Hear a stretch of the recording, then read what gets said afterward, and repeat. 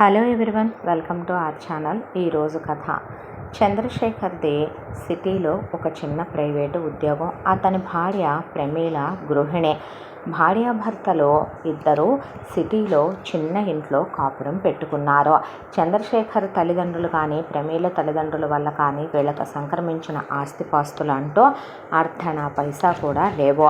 పెళ్లిలో ప్రమీలకి అత్తారు తాళి చైను నల్లబూసలు పెడితే పుట్టింటి వాళ్ళు ఒక నెక్లెస్ 4 గాజులు పెట్టి పెళ్లి చేసి పంపించేశారు. ఇక అంతకు మించి వాళ్ళు పెట్టగలిగిన స్థితిలోనూ లేరు, పెట్టలేమని నిర్మోహమాటంగా చెప్పేశారు. చంద్రశేఖర్ తల్లిదండ్రులు వాళ్ళు బ్రతికున్నంతకాలం ఒక చిన్న ఇంట్లో పడుండి 2 పాడిగేదలను పెట్టుకొని వాళ్ళు పోయిన తర్వాత ఆ ఇల్లే అమ్మి తలా కాసినే డబ్బులు తీసుకోమని ఆ గేదెలను నమ్మి వాళ్ళ కర్మకాండాలు చేయమనమని చెప్పి మరీ పోయారు.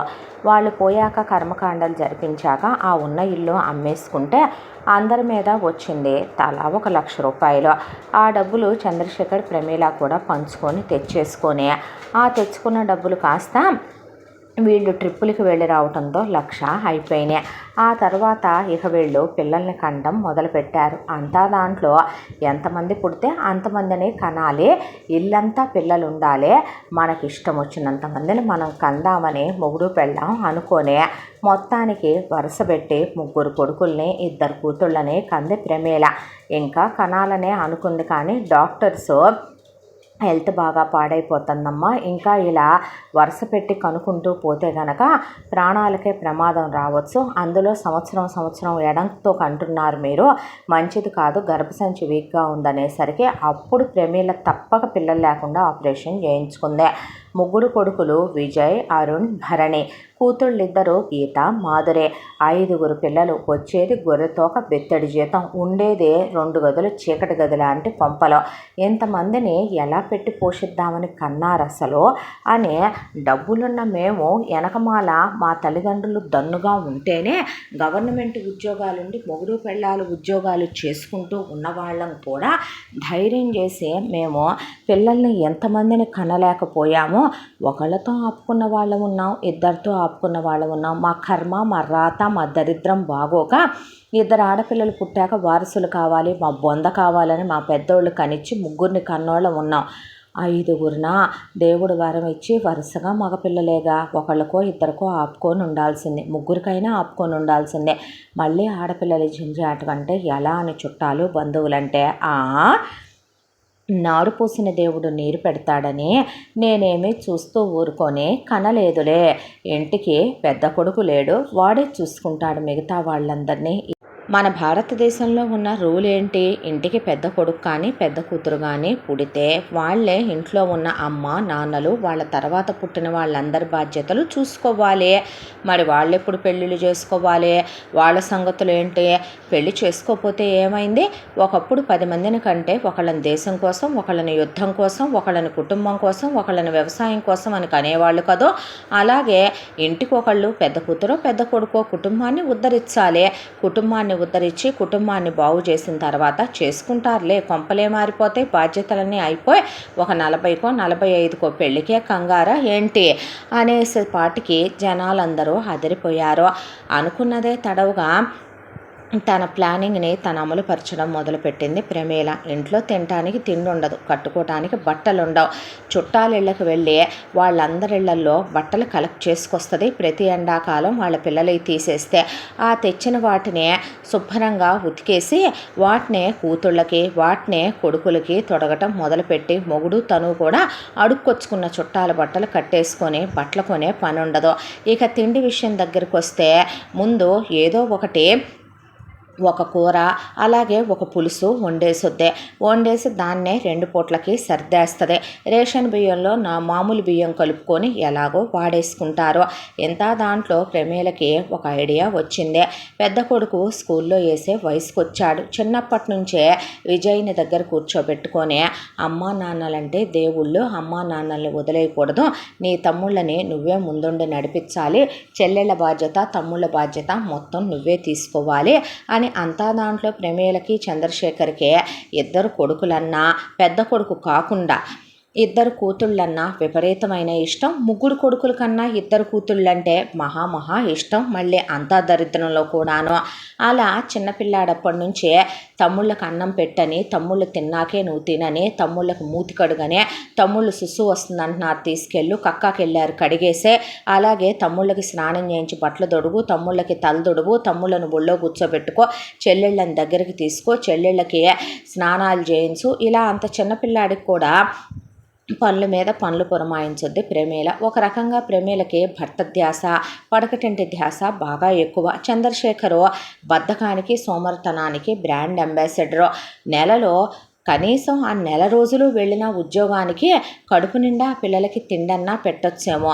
నెలలో ఏదో ఒక కారణంతో ఈరోజు వెళ్ళాలని లేదని, ఈరోజు బద్ధకంగా ఉందని, ఈరోజు ఏంటో తలనొప్పిగా ఉందని, ఈరోజు ఏంటో నువ్వు కావాలనిపిస్తున్నావని, ఇలా ఏదో ఒక కారణంతో పిల్లల్ని ఎదర వసారాలో పడేసి పెద్దబ్బాయికి మిగతా నలుగురిని అప్పచెప్పి ఇద్దరు గదిలో దూరిపోతారు.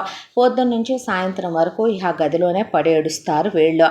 బయట పెద్ద పిల్లాడు చిన్నోడయ్యి ఇక తనే వెళ్ళి అమ్మ వంట చేసి అక్కడ పడేస్తే కలిపి తమ్ముళ్ళకి పెట్టి, చెల్లెళ్ళకి పెట్టి, వాళ్ళు వాష్రూమ్కి వెళ్తే క్లీన్ చేసి వాళ్ళకి స్నానం చేయించి దగ్గర పడుకోబెట్టుకొని, ఇలా విజయ్కి చిన్న పిల్లాడప్పుడే అతి బాధ్యతలు అప్పచెప్పేసింది ప్రమీల. దాంతో బాధ్యత గల పిల్లాడిగా పెరగటం మొదలయ్యాడు. అంత చిన్న వయసు నుంచే పెద్ద పిల్లాడిని స్కూల్లో వేసే వయసుకు వచ్చాక పెద్దబ్బాయిని ఆపేసి ముగ్గురు పిల్లల్ని కలిపే వెయ్యాలి, లేదంటే పెద్దోడు ముందెళ్ళిపోతే చిన్నపిల్లలు వెనకబడిపోతారు అనే దాంతో 1 సంవత్సరం చిన్నోడైన రెండో తమ్ముడు, 2 ఏళ్ళు చిన్నోడైన మూడో తమ్ముడు కోసమని విజయ్ని కూడా ఇంట్లోనే ఉంచి ఒకేసారి ముగ్గురిని కలిపి ఓ చిన్నపాటి కాన్వెంట్లో వేసింది. ఇంత దాంట్లో వీళ్ళ బతుకులు మొత్తం అప్పుల తడకలో. ఎవరైనా first week diamond week, second week golden week, third week silver week, fourth week దరిద్రపు వీకు అనుకుంటారైతే వీళ్ళకి నెలబారు దరిద్రమే. దాంతో వాళ్ళని అడిగి డబ్బులు తీసుకురాను, వీళ్ళని అడిగి డబ్బులు తీసుకురాను, బాబు కులం కింద ఏమన్నా వస్తాయా, బాబు అమ్మ మీరెవరికన్నా మీ పిల్లల పేరు మీద అన్నదానాలకు వాటికో ఇచ్చే బదులు విద్యాదానాలకు ఇవ్వండి అని ఇలా అడిగి తీసుకొచ్చి ఆ పిల్లల్ని ఒక కాన్వెంట్లో వేసి, ఆ కాన్వెంట్లో పెద్దబ్బాయికి తమ్ముళ్ళని నువ్వే తోడు తీసుకెళ్ళి తమ్ముళ్ళని నువ్వే తోడుండి తీసుకురావాలి అని చెప్పి బాక్సులు పెట్టి తమ్ముళ్ళకి తినిపించి నువ్వు తినని, పెద్దబ్బాయితో మిగతా తమ్ముళ్ళిద్దరిది కూడా హోంవర్కులు నువ్వే చేసేయని, వాళ్ళని దగ్గర కూర్చోబెట్టుకొని ఎగ్జామ్స్కి చదివించని, వాళ్ళని నువ్వే రెడీ చేసి స్కూల్కి తీసుకెళ్ళని, వాళ్ళకి నువ్వు టై బెల్టు బ్యాడ్జు షూసు సాక్సు ఎయ్యి మర్చిపోవద్దని, అంతా దాంట్లో పెద్దబ్బాయినే అన్నీ నువ్వే చూసుకోవాలి తమ్ముళ్ళని అని చెప్పడంతో చిన్నప్పటి నుంచే విజయ్కి బాధ్యతలు అలవాటైపోయినాయి. కూతుళ్ళిద్దరినీ మాత్రం తనలాగే పెంచుకొచ్చుకుంది ప్రమీల. అతిగారాము, విచ్చలవిడితనం, పెద్దవాళ్ళంటే గౌరవం లేకపోవటం, మాటకు మాట ఎదురు చెప్పటం, ఇంటికి ఎవరైనా కూర్చొని మాట్లాడటానికి వస్తే అసలు వాళ్ళెవరు, ఎందుకు వచ్చారు, వాళ్ళతో వీళ్ళకున్న సంబంధ బాంధవ్యాలేంటి, ఆ వచ్చిన వాళ్ళతో ఉన్న చుట్టరికాలు బంధుత్వాలేంటి, ఏ పని మీద వచ్చారనే స్కూల్ కూడా మానేసి వినేంత ఇంట్రెస్ట్ ఆ పిల్లలకు ఆ వయసు నుంచి పెరిగిపోయింది గీత మాధురికి. ఇంత దాంట్లో పెద్దబ్బాయిని అన్నీ అప్పులైపోతున్నాయి, పెద్దోడా తినటానికి తినలేదయ్యా, కూరగాయలకు కూడా డబ్బులు సరిపోవట్లేదు అంటే, చిన్న పిల్లాడయ్యుండి కూడా పాపం సైకిల్ నేర్చుకుని కింద మీద పడి సెకండ్ హ్యాండ్లో ఓ సైకిల్ కొనిపెట్టు నాన్న అని అడిగితే కొనిపెడితే పొద్దున్నే వెళ్ళి న్యూస్ పేపర్లు వేసొచ్చి పాల ప్యాకెట్లు వేసొచ్చి ఆ డబ్బులు తెచ్చి అమ్మకే ఇచ్చేవాడు. ఇలా కాలచక్ర ప్రవాహంలో పిల్లలు పెరిగి పెద్దవాళ్ళు అవుతూ పెద్దబ్బాయిదే మిగతా ఇద్దరు కొడుకులది 10th అయిపోయినాయి. వీళ్ళకి చదువులు చెప్పటం వల్ల పుట్టుకతోనే దేవుడు అనుగ్రహం వల్ల పెద్దబ్బాయి బ్రహ్మాండంగా చదువుతాడు, టాపర్లకే టాపరు. రెండో అబ్బాయి మూడో అబ్బాయి యావరేజ్గా చదువుతారు. ఆహా కూతుళ్ళు బిలో యావరేజ్, వాళ్ళ గురించి చెప్పాల్సిన అవసరమే లేదు. అంతా దాంట్లో పెద్దబ్బాయికి ఎంసెట్లో పాపం ఇంట్లో కూర్చొని ప్రిపేర్ అయితేనే హయ్యెస్ట్ టాప్ ర్యాంక్ వచ్చింది. ఆ కాలేజీలో చదువుకోవటమే పెద్ద వరం, అది ఫ్రీ సీట్ వచ్చింది. ఆ కాలేజీలో చదువుకున్న వాళ్ళందరూ గొప్ప వాళ్ళే చాలా పెద్ద కంపెనీల్లో ఉద్యోగాలు చేస్తున్నారని ప్రమీల విన్నదే తడువు ప్రమీల ఏమన్నా చూస్తూ ఊరుకుంటుందా? ఎక్కడా లేని విధంగా, ఎక్కడా లేని వింత ఆ ఇంట్లోనే జరిగి పెద్దోడ ఇప్పుడు కొంపలేం మునిగిపోయినే, నువ్వు వెళ్ళాలా ఏంటి ఇంజనీరింగ్కి? చిన్న తమ్ముడు చదువుకుంటాడులేరా, నువ్వు వాడికి వదిలేస్తే సీట్ అంటే నేను వదిలేస్తే వాడికి ఎలా సీట్ ఇస్తారమ్మా అన్నాడు విజయ్. విజయ్కి తెలుసు తల్లి స్వార్థపరురాలని, తండ్రి నీచుడని, తన మీద పడి బతుకుతున్నారని. ఒక వయసు వచ్చిన దగ్గర నుంచి ఆ అబ్బాయిని స్కూల్ నుంచి రాగానే పొద్దున్నే పాలు ప్యాకెట్లు, న్యూస్ పేపర్లు వేశాక మెడికల్ షాపుల్లో, చిల్లర కొట్లల్లో ఆ అబ్బాయిని పనికి పెట్టడం, హోమ్ డెలివరీలకు పెట్టడం, ఆ తర్వాత ఆ అబ్బాయితో చిన్న క్లాస్ పిల్లలకి ట్యూషన్లు చెప్పించి ఆ డబ్బులు తీసుకోవటం. విజయ్కి తెలుసు తనంటే అమ్మ నాన్నలకి ఇష్టం ఉండదని, మిగతా వాళ్ళంటే ఇష్టమని, తన అవసరం కోసమే అమ్మ పెంచి పెద్ద చేస్తోంది అనే. కానీ వదిలించుకోలేని బంధాలు, బాంధవ్యాలు, నలుగురు, పరువు, ప్రతిష్ట, సమాజం, కులం అనేది ఒకటి ఏడుస్తుంది, ఇంటి పేరు అనేది ఒకటి ఏడుస్తుంది. కాబట్టి నలుగురి ముందు విలువ తక్కువ కాలేక మోసుకొస్తున్న భారమైన బాధ్యతలు, బరువులే, బంధాలే విజయ్వి. అవి తెలిసి కూడా బయటికి వెళ్ళలేనే, ఒక రకంగా చెప్పాలంటే తెంపేసుకోలేని మనస్తత్వం తనదే. అతి మంచితనం కూడా ఒక్కోసారి మనుషులకి ఎలాంటి విలువ ఇవ్వదని తెలిసి కూడా ఎక్కడికి తెంపుకొని పోలేని పెద్ద కొడుకు అయిపోయాడు ఆ ఇంటికి విజయ్. ఆ తరువాత నేను చూసుకుంటాను లేరా ఆ విషయం, నువ్వు సీట్ వదిలే అనేపాటికి విజయ్ నీ ఇష్టం అనేసి వదిలేశాడు. దాంతో ప్రమీల, చంద్రశేఖర్ వెళ్ళి ఇక ప్రిన్సిపల్ గారి కాళ్ళ మీద పడిపోయి, మా పెద్దబ్బాయికి దీర్ఘకాలిక వ్యాధి ఉందండి, కాలేజీకి రాలేడు, చదువుకోలేడు, మీకు ఎంతైనా పుణ్యం ఉంటుంది అయ్యగారు, బాబు గారు, మీకు రుణపడి ఉంటామండి, ఆ సీట్ ఏదో మా చిన్నబ్బాయికి ఇవ్వండి, వాడు బాగానే చదువుకున్నాడు, కాకపోతే వాడికి ఎంసెట్లో ఇంత పెద్ద ర్యాంకు రాలేదు, ఫీజులు కట్టుకోలేం, అయ్యా బాబు దండం చచ్చిపోతాం, అది ఇది అనేపాటికి ఆ ప్రిన్సిపల్ గారు పాపం మంచోడు. దాంతో ఆయన సరేనమ్మా అలాగైతే, కాకపోతే కాస్త ఫీజులు అయ్యే కట్టుకుంటాం బాబు, మేమే కట్టుకుంటాం అని చెప్పి మూడో కొడుకు భరణికి ఆ సీట్ ఇప్పించే మూడో కొడుకుని ఇంజనీరింగ్లో జాయిన్ చేసేసిందే. అమ్మయ్య అనుకున్నాక పెద్ద కొడుకుని, రెండో కొడుకుని డిగ్రీ పీజీ చదువుకోండి పోండి అనే వాళ్ళని వాళ్ళకే వదిలేసింది. విజయ్ ఒక పక్కన డిగ్రీలో చేరే, ఒకవైపున కాలేజీలకు వెళ్ళే తమ్ముళ్ళని తనే దగ్గరుండి చదివించుకోవాలి, పైగా ట్యూషన్ చెప్పాలి. ఆ ట్యూషను చాలామంది పిల్లలు పెరిగిపోయి ఆ ట్యూషన్ మీద బాగా డబ్బులు వచ్చాయి, అవి మొత్తం ఇంట్లోకే ఇవ్వాలి. ఇలా 5 నిమిషాలు ఖాళీ లేకుండా కష్టపడ్డాక ముందుగా భరణినే ఎగ్జామ్స్కి నువ్వే ప్రిపేర్ చేయి, దగ్గరుండి చదివించు, వాడు బాగా చదువుకోవాలి పెద్దోడా, నీకు చెప్తున్నాను, తమ్ముడు ఏ మాత్రం కూడా తగ్గటానికి వీల్లేదు అని ప్రమీల వేసుకున్న ఎస్టిమేషన్ ఏంటంటే, కొడుకుని అంతా చదువులు చదివిస్తే మిగతా కొడుకులు కూడా చదువుకుంటే వాళ్ళ ముగ్గురికి పెళ్ళిళ్ళు చేయకుండా ఉంచి ముందు కూతుళ్ళకి హై క్లాస్ సంబంధాలు తెచ్చి పెళ్ళిళ్ళు చేసి కూతుళ్ళకి పిల్లలు పుట్టాక రెండో కొడుక్కి, మూడో కొడుక్కి బాగా కట్నాలు తెచ్చే కోడలినిచ్చి చేస్తే అప్పుడు ఆఖరికి రెండో కొడుక్కి, మూడో కొడుక్కి కూడా బాధ్యతలు అయిపోయి పిల్లలు పుట్టాక పెద్ద అబ్బాయికి అప్పుడు పెళ్లి చేయొచ్చులే అనుకుంది ప్రమీల. అంతా దాంట్లో కూడా దగ్గరుండి చదివించడము, నిద్రాహారాలు మాని పాపం అలా కూర్చునేవాడు. వాళ్ళ నోట్సులన్నీ, వాళ్ళ ప్రాజెక్టులన్నీ తను ప్రిపేర్ చేసే మూడో తమ్ముడిని చదివించడము ఏమో. కానీ మూడో తమ్ముడికి స్టార్టింగ్ ప్యాకేజే ₹1,00,000 పైన ఉద్యోగం వచ్చిందే. వచ్చేసరికి ప్రమీల, చిన్నోడా నీ ఖర్చులకు కాస్త ఉంచుకొని మిగతాయి నాకు తీసుకొచ్చి ఇచ్చేసేరా డబ్బులు అనేపాటికి భరణి తనకొచ్చే 1,20,000 జీతంలో ఓ 10,000 తను ఉంచుకొని 1,10,000 ప్రమీల చేతిలోనే పెట్టేవాడు. ఆ తర్వాత విజయ్కి, అరుణ్కి కూడా ఆ నెక్స్ట్ ఇయర్కి చదువులు పూర్తయిపోయి ఇక అరుణ్ కోసం అని చెప్పి విజయ్ కూర్చోబెట్టి ప్రిపేర్ చేయించి తనే ఎమ్మటి పెట్టుకొని ఇంటర్వ్యూకి తీసుకెళ్తే అక్కడ 2 ఆఫీసుల్లో 2 పోస్టులు ఉన్నాయి, ఎవరైనా రావచ్చు అన్నారు అన్నాదమ్ములు. కష్టం ఎక్కువ ఉన్నది తను తీసుకొని, రెండో తమ్ముడు ఫస్ట్ నుంచి కష్టపడలేడు, అందుకని రెండో తమ్ముడినే అక్కడ ఉద్యోగంలో చేర్చాడు. ఎంత దాంట్లో అన్నదమ్ములు ముగ్గురు తత్వాల దగ్గరికి వచ్చేపాటికే భరణి కానీ, అరుణ్ కానీ, విజయ్ కానీ ముగ్గురు విషయంలో అమ్మ వాళ్ళై వీళ్ళై బట్టలు అడుక్కు తెస్తే ముగ్గురు వేసుకోరు.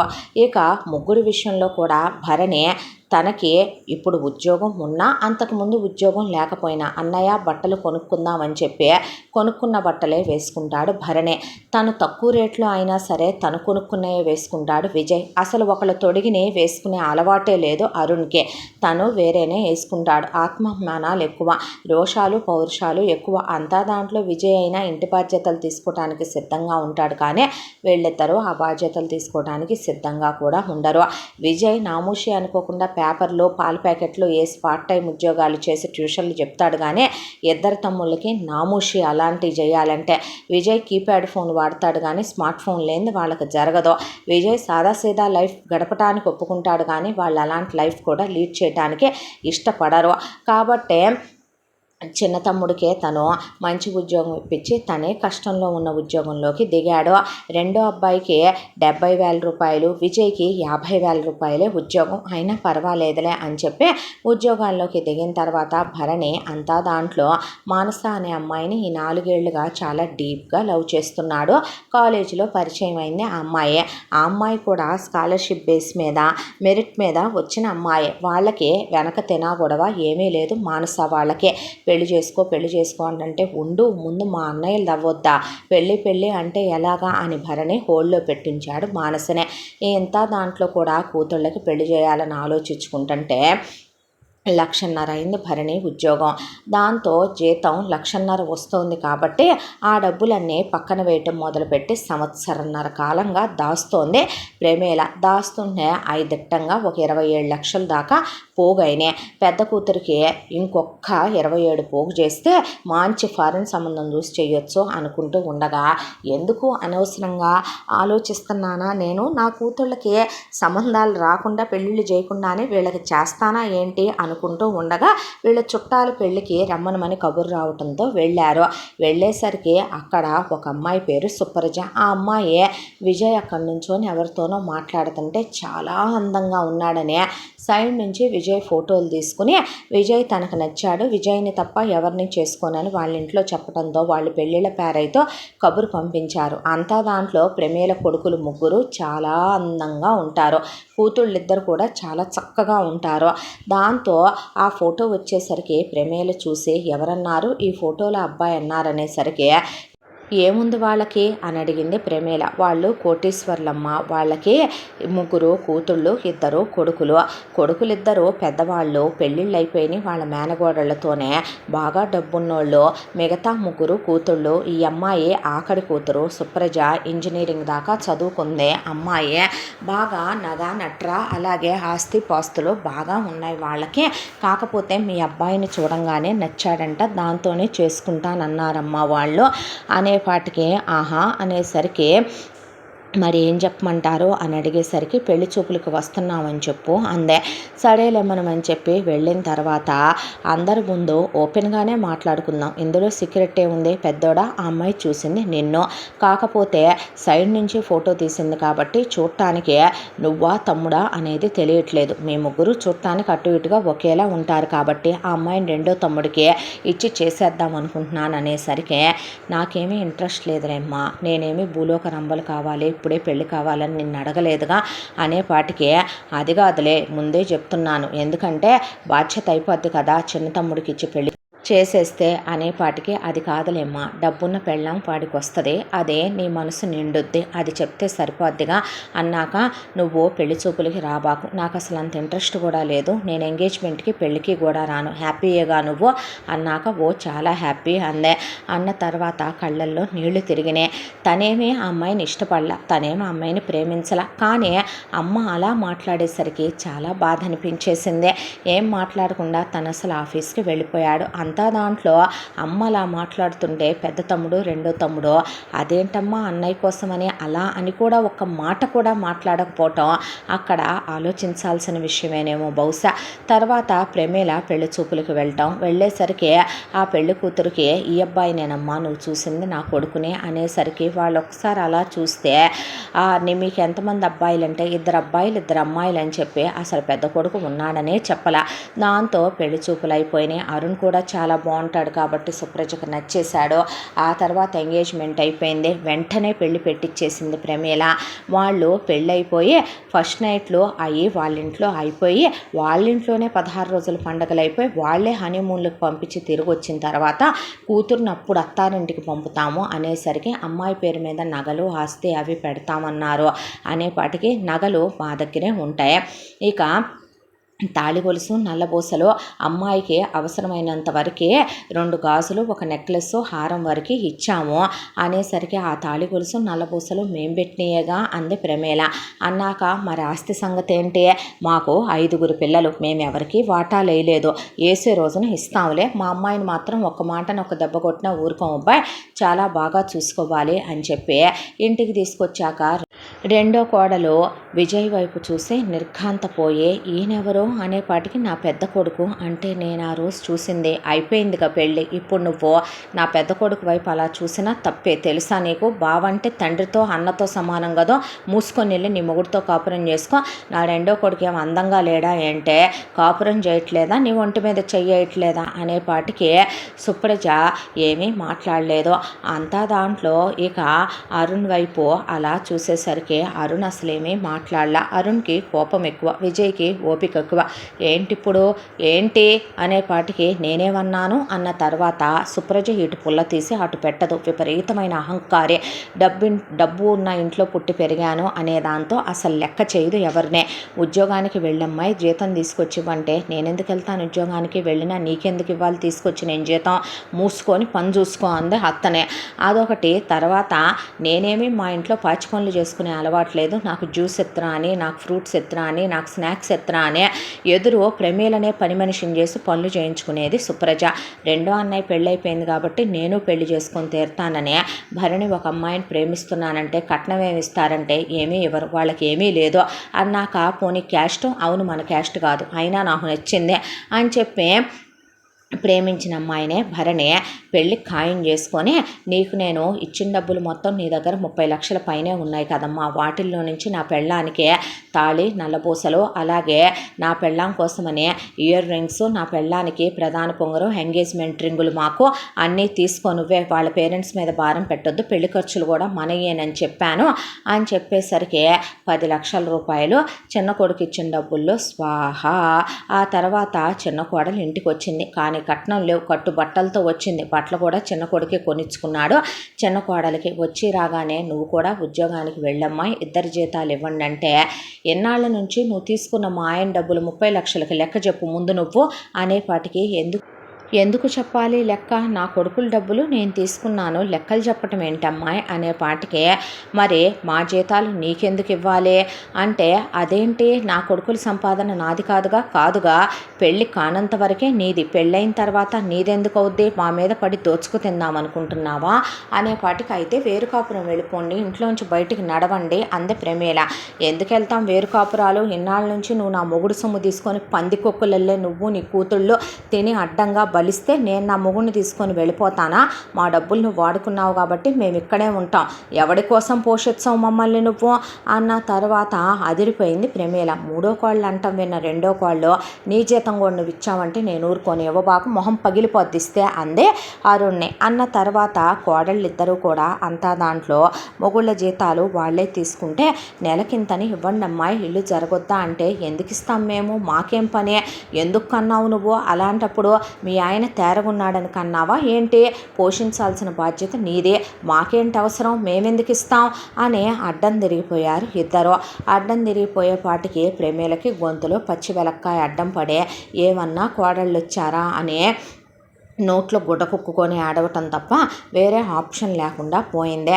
అంతా దాంట్లో ఇప్పుడు తనంతా గీసి చేస్తే భరణి డబ్బుల్లో ఒక 20 లక్షలు ఉన్నాయి తన దగ్గర. ఆ 20 లక్షలతో ముందు ఒక కూతురికి ఇంకొక 5 పెళ్లి చేసినా ఇంకొక కూతురి పెళ్ళికి కట్నం డబ్బులు కావాలి, ఏం చేయాలని ఆలోచిస్తూ ఉంటే అంతా దాంట్లో అత్తకివ్వమని వీళ్ళు డబ్బులు మొగుళ్ళ డబ్బులు జీతాలు తీసుకొని వాళ్ళ ఇష్టాలకు వాళ్ళు వాడుకునేవాళ్ళు కోడళ్ళు ఇద్దరు కూడాను. తెచ్చింది ఏమీ లేదు, పైగా ఇక్కడికి వచ్చి పెత్తనాలు, నా కర్మ నా రాత అనుకునేదే. అంతా దాంట్లో విజయ్ జీతం మొత్తం తనే తీసుకుంటదే. విజయ్ జీతం తీసుకొని విజయ్ని ఇంకా ట్యూషన్లు చెప్పు, ఇంకా డబ్బులు ఇవ్వండి, నా వల్ల కాదమ్మా ట్యూషన్లు చెప్పటం అని ట్యూషన్లు తీసేశాడు విజయ్. దాంతో ఆ వచ్చే విజయ్ శాలరీ పెరిగి 70,000 అయిందే. ఆ 70,000తో ఎప్పుడైతే విజయ్కి అలా 70,000కి ఉద్యోగంలో జీతం పెరిగిందో చంద్రశేఖర్ ఉద్యోగం మానేశాడు.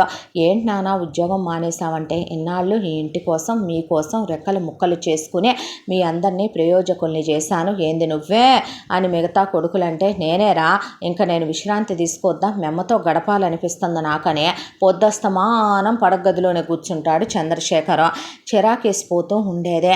ఏం బ్రతుకో ఏంటో అని విజయ్కి విరక్తి, బాధ, దుఃఖం కూడా వచ్చేసేది. ఒక్కోసారి చేసి చేసి చేసి ఎన్నేళ్ల నుంచి జీవితానికి విశ్రాంతి ఏనాడో నాయన తండ్రి అనుకోని చెల్లెళ్ళకి పెళ్ళిళ్ళు అయిపోతేనన్నా తమ్ముళ్ళు వేరు వెళ్ళిపోతారేమో బాధ్యతలు తెలుసుకొని అనుకుంటూ ఉండగానే, అమ్మ మరిప్పుడు చెల్లెళ్ళ సంగతి ఏంటి అన్నాక, చేసే పెళ్ళిళ్ళు ఉన్నావుగా మరి నువ్వు అనేసరికి, నేను చేయటం ఏంటమ్మా అంటే, మరి ఎవడు చేస్తాడో ఎవడు చూసుకుంటాడో, వాళ్ళకి పెళ్ళిళ్ళు అయిందాక ఈ కొంప ఇలాగే ఏడుస్తుంది మరి అంటూ ఉండగానే, పెద్ద కూతురు రెండో కూతురు ఎవరితో పడితే వాడితో బళ్ళ మీద కనపడుతున్నారు.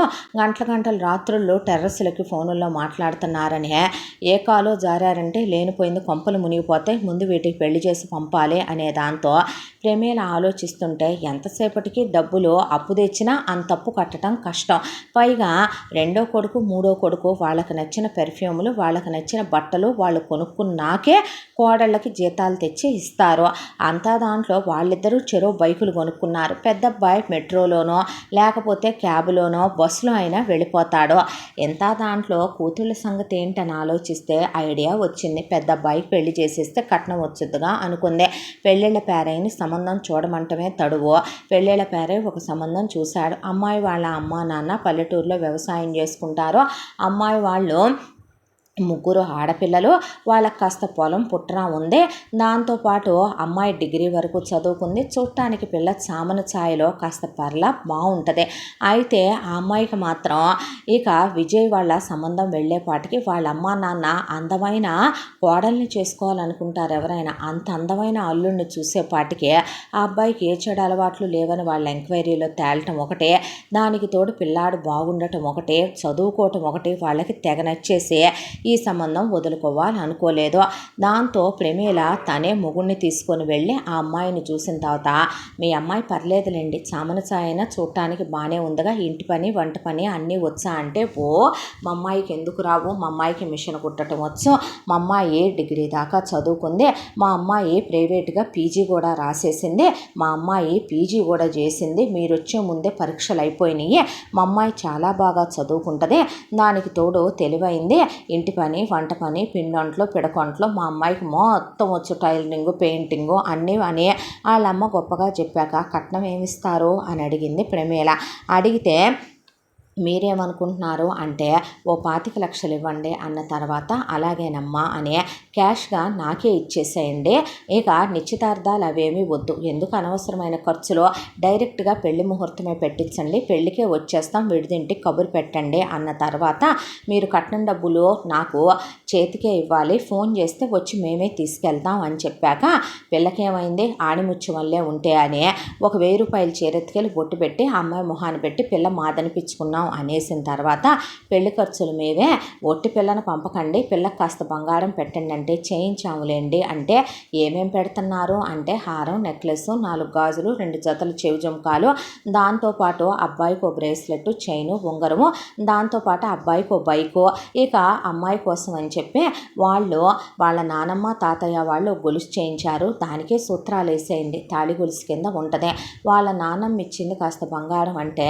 దాంతో అమ్మాయికి నల్లపూసలు చేయించేసేయండి అని మొత్తం దులిపేసుకొని వచ్చింది. ఆ తర్వాత ఇక్కడికి వచ్చిన తర్వాత కరెక్ట్గా పెళ్ళి ఎల్లుండి అనగా ఇంట్లో వాళ్ళందరినీ తీసుకొని బయలుదేరి అమ్మాయి వాళ్ళ ఊరికి వెళ్ళి విడిదింట్లో దిగిన తర్వాత, ఏంటమ్మా ఎందుకు వచ్చాం మనం అంటే, నీకు పెళ్ళి పెద్దోడా అనేపాటికి ఎవరితో అన్నాడు. అంటే డాబా మీదకి తీసుకెళ్ళి పెళ్లి కూతురు వాళ్ళ ఇల్లు ఆ పక్కనే, అదుగదుగో ఆ లంగా ఓణీలో కనపడుతుందే ఆ అమ్మాయితోనే అనేపాటికి, చూడటానికి ఆ అమ్మాయి పిల్ల పిల్ల బాగుంది. చామన ఛాయ రంగు అన్న మాటే కానీ పెద్ద కళ్ళు, కాస్త పెద్ద జుట్టు, చూడటానికి పల్లెటూరులో పుట్టి పెరిగిన పిల్ల ముఖం అది కళగా ఉంది. అమ్మ నిజంగా లంగా ఓణి వేసుకున్న అమ్మాయ, ఆ పక్కన చీర కట్టుకున్న ఆవిడ అంటే చిచ్చి చీర కట్టుకున్న ఆవిడ వాళ్ళ పిన్నమ్మ. ఆవుని ఇచ్చి ఎట్ట చేస్తాను, చిచ్చి తప్పు కదూ అమ్మాయేరా, అదేంది అలాగడిగావు పెద్దోడా అనేపాటికి, అమ్మ అమ్మాయికి గర్భసంచి లేదా, పిల్లలు పుట్టరా, నిక్షేపంగా పుడతారు, నిక్షేపంగా ఉంది, పెద్ద మనిషి అయిన పిల్లేరా అన్నాక, పోనీ అమ్మాయికి ఏమైనా అంతకుముందు పెళ్ళయిందా అమ్మ, చిచ్చి మతిస్థిమితం లేదా, ఏం మాటలు పెద్దోడా అవే అంటే, పోనీ కాలు కానీ చెయ్యి కానీ ఆవిడేమైనా ఉందా అమ్మ, కళ్ళు బాగానే కనపడతాయా అంటే, తమ్ముళ్ళు కూడా అలా నుంచొని అదేంటన్నా అలా అడిగావు అనేపాటికి, అన్నీ పర్ఫెక్ట్గా ఉండేవాళ్ళని నువ్వు నాకు ఇచ్చి చెయ్యవుగా అమ్మ అనేపాటికి, ఏం మాటలు రాయి, నేను తల్లిని, అదేంది వాళ్ళని కన్నట్టు నిన్ను కనలేదా, ఓ కన్నావా అన్న తర్వాత ఏం మాట్లాడకుండా ఉడుక్కుంటా కూర్చుంది ఆ మాటకే. ఆ తర్వాత విజయ్కి గౌతమితో పెళ్ళి అయిపోయింది. పెళ్ళి అయిపోయిన తర్వాత ముందే ప్రమేల సైడ్ చేయటం అయిపోయింది. కట్నం డబ్బులు శోభనం గదిలోకి పంపించారు ఆ అమ్మాయిని, ఆ అబ్బాయినే. భార్య ఎప్పుడైతే గనక ఆ అబ్బాయి పెళ్లి మంటపంలో తెరసాల తీయగానే చూశాడో, ఆ అమ్మాయి మెళ్ళో ఎప్పుడు 3 ముళ్ళేశాడో, ఒక బంధం, భార్య అంటే ఒక ప్రేమ, భార్యకి గౌరవం ఇచ్చి విలువిచ్చే మగాడు తను. ఆ అమ్మాయి రాగానే దా కూర్చో అని ఆ అమ్మాయిని కూర్చోబెట్టిన తర్వాత, నా ఫోటో అయినా చూసావా అని అడిగితే, చూశానండి, నచ్చానా అంటే, మీకేమైందండి అన్న తర్వాత, అండి ఏమొద్దు విజయ్ అని పిలువ అన్నాక, అలాగే విజయ్ అన్న తర్వాత, గౌతమి కట్నం ఏమైనా ఇచ్చారా మా అమ్మకి, 25 లక్షలు ఇచ్చారు కదండి అన్న తర్వాత, ఎంత బుద్ధి తక్కువ పని చేశారో వీళ్ళమ్మ నాన్న, మా అమ్మ చేతిలో డబ్బులు పోయటం, తిరుపతి హుండీలోకి వెళ్ళటం ఒకటేగా, ఇక వెనక్కి రావుగా అనుకున్న తర్వాత, ఇదంతా గోల్డేరా అంటే, అవును, తాళి గొలుసు నల్లబూసలు కూడా మీకు ఆనవాయితీ లేదంట కదా, మా అమ్మమ్మ తాతయ్య ఇది చేయించారు, నల్లబూసలు మా నాన్నమ్మ తాతయ్య చేయించారు, మా అమ్మ నాన్న హారము నెక్లెస్ చేయించారు, ఈ 4 గాజులు, ఇగో ఈ 4 ఉంగరాలు, అలాగే ఈ సన్న చైను నా కాలేజీకి వెళ్ళినప్పటిది, ఇయర్ రింగ్స్, నాకు ఇంకో ఇయర్ రింగ్స్ బ్రేస్లెట్ కూడా ఉన్నాయి అన్న తర్వాత, ఆహా అన్నాక, నీకోసమని మా అమ్మ నాన్న బ్రేస్లెట్ అలాగే ఉంగరాలు 2, ఒక మెళ్ళో చైను చేయించితే, అత్తయ్య తన చేతికి ఇమ్మనమందే, నీ మెళ్ళో తనే వేస్తాను, మీకు ఆనవాయితీ తనే వెయ్యాలంటే, మాకేమో మొదటి రాత్రి రోజు పెళ్లి కూతురు వేయాలి మెళ్ళో, దాంతో మా అమ్మ ఇచ్చి పంపించింది, ఇదిగోదా పెడతానని. మొగుడు మెళ్ళో ఆ అమ్మాయి చైన్ వేసి, ఆ తర్వాత హ్యాండ్ చైన్ పెట్టి ఉంగరాలు పెట్టి వాచ్ పెడితే, అలా చూసుకున్నాడు అద్దంలో తన వైపు తనే. చూసుకున్న తర్వాత అమ్మాయిని దగ్గరికి తీసుకొని కౌగిలించుకొని పెదవుల మీద ముద్దు పెట్టి, నువ్వు బంగారానివి, నాకు అర్థమైందే, నీతో నేను ఒక విషయం విడమర్చి చెప్పనురా అంటే, చెప్పు అందే. అన్న తర్వాత, మా ఇంట్లో మా అమ్మ నాన్న ఉంటారు, నిలువెత్తు స్వార్థానికి బ్రాండ్ అంబాసిడర్లు 2. ఇక మా తమ్ముళ్ళ విషయానికి వస్తే, నాకు వచ్చిన సీటు 3వ వాడికి ఇప్పించింది, వాడికి ఇప్పుడు జీతం 1,50,000, అది నాకు రావాల్సింది వాడికి వెళ్ళిందే. 2వ వాడిని 3వ వాడిని నేనే చదివించాను. ఇక 2వ వాడి విషయానికి వస్తే, వాడికి 1,00,000 రూపాయల జీతం వస్తుంది ఉద్యోగంలో, నా జీతం 70,000 ఇంట్లోకి తీసేసుకుంటుంది. వాళ్ళ పెళ్ళాలు వచ్చారు, 2వ వాడి పెళ్ళాం నన్ను పెళ్లిలో చూసి నేను నచ్చానని అంటే, నన్ను నచ్చాను అని చెప్పిన అమ్మాయినే 2వ తమ్ముడికి ఇచ్చి పెళ్లి చేసింది, వాళ్ళకు బోల్డంత ఆస్తి ఉంది అని. ఇప్పుడు మీ దగ్గర తీసుకున్న కట్నం డబ్బులు వెనక్కి రావు, మా 3వ తమ్ముడి మీద పోగు చేసినే నాయి కలిపి, ఇక ఇప్పుడు చెల్లెళ్ళిద్దరికీ పెళ్ళిళ్ళు చేసి పంపాలన్నది మా అమ్మ ప్లాను. నీకు ఒక విషయం చెప్పన, జాగ్రత్తగా ఉండు, మా ఇంట్లో వాళ్ళతో ఎవరు కరెక్ట్ పర్సన్స్ కాదు, అలాగే ఈ బంగారం నువ్వు అమ్మ చేతికి ఇవ్వద్దు, నీకోసమని నేను ఆల్రెడీ ఒక గిఫ్ట్ ప్రజెంట్ చేద్దామని, మన పెళ్ళైన తర్వాత నేను బయటికి పంపించి మరి నా ఫ్రెండ్తో ఈ బ్లాక్ బీడ్స్ తెప్పించానని, 2 గ్రాములు బ్లాక్ బీడ్స్, ఆ అమ్మాయికి 1 గ్రామ్ ఇయర్ స్టడ్స్ తెప్పించి దగ్గర పెట్టుకున్నాడు విజయ్. పెట్టుకున్న తర్వాత, నీ ఒంటి మీద నగలు మొత్తం తీసిచ్చేయరా, నా ఒంటి మీద కూడా వద్దు, అయ్యో పెళ్ళయ్యాక ఉంచుకోవా అంటే, వద్దొద్దు అని వాటిని. ఆ రోజు ఫస్ట్ నైట్ అయిపోయింది, ఇద్దరు చాలా ఇష్టంగా క్లోజ్ అయ్యారు. వెంటనే పిల్లలు వద్దురా అని అని తనే వాడాడు, నీ ఇష్టం అనేసింది ఆ అమ్మాయి. ఆ తర్వాత నెక్స్ట్ డేని తీసుకెళ్ళి గోల్డ్ మొత్తం లాకర్లో పెట్టి వచ్చేసాడు. అడిగితే నాకు ఇచ్చేస్తానని చెప్పు గౌతమి అంటే సరే అందే. అన్న తర్వాత నీ నగలు ఇటీ అమ్మాయి, ఆడపడుచులకి రేపు పెళ్ళి అంటే సర్దాల్సి వస్తాయి అంటే ఆయనకి ఇచ్చాను అత్తయ్య, నా దగ్గర లేవు అనేసరికి పెద్దోడా ఇటీ అంటే ఎందుకు ఇవ్వాలమ్మా, నీ రెండో కోడలు తెచ్చినవి ఇచ్చిందా, నీ మూడో కోళ్ళకి నీ మూడో కొడుకు చేయించినవి తెచ్చి ఇచ్చిందా, నా పెళ్ళాం ఎందుకు ఇవ్వాలి అన్న తర్వాత అదేంటి పెద్దోడా అంటే అవునమ్మా తనకి తన పుట్టింటి వాళ్ళు పెట్టారు, నువ్వు పెట్టావా, రెండో వాడి పెళ్ళానికి మూడో వాడి పెళ్ళానికి నువ్వు తాళి నలుపుసులు చేయించావు, నా పెళ్ళానికి చేయించావా, నా జీతం కూడా నీకు ఇచ్చాను కదమ్మా అనేపాటికి నోరు మూసేసింది. ఆ తర్వాత నుంచే రెండో కాళ్ళు మూడో కాళ్ళు ఉద్యోగానికి వంగలేదు. ఒకవైపున ముసలాయన ఉద్యోగానికి వెళ్ళట్లేదు, ఖర్చులు పెరిగిపోయినాయి. దాంతో పెద్దమ్మాయిని అమ్మాయి నువ్వు విట్రా పీజీ దాకా చదువుకున్నావుగా అంటే చెప్పత్తయ్యా అనేసరికి సందు చివర స్కూల్ ఉంది, అందులో టీచర్ కావాలంట వాళ్ళకి, నువ్వు పీజీ దాకా చదువుకున్నావని చెప్తే సర్టిఫికెట్లు తీసుకొని రమ్మనమన్నారు, రా వెళ్దామని వెంట పెట్టుకొని వెళ్ళి ఆ అమ్మాయికి 15,000 రూపాయలు ఉద్యోగం వచ్చింది టీచర్గా. ఉదయం 9 దగ్గర నుంచి సాయంత్రం 4 వరకు. దాంతో ఆ అమ్మాయిని ఉద్యోగంలో ఇక నుంచి నువ్వు ఉద్యోగానికి వెళ్ళాలని చేరిస్తే ఆ అమ్మాయి ఏమీ మాట్లాడలా.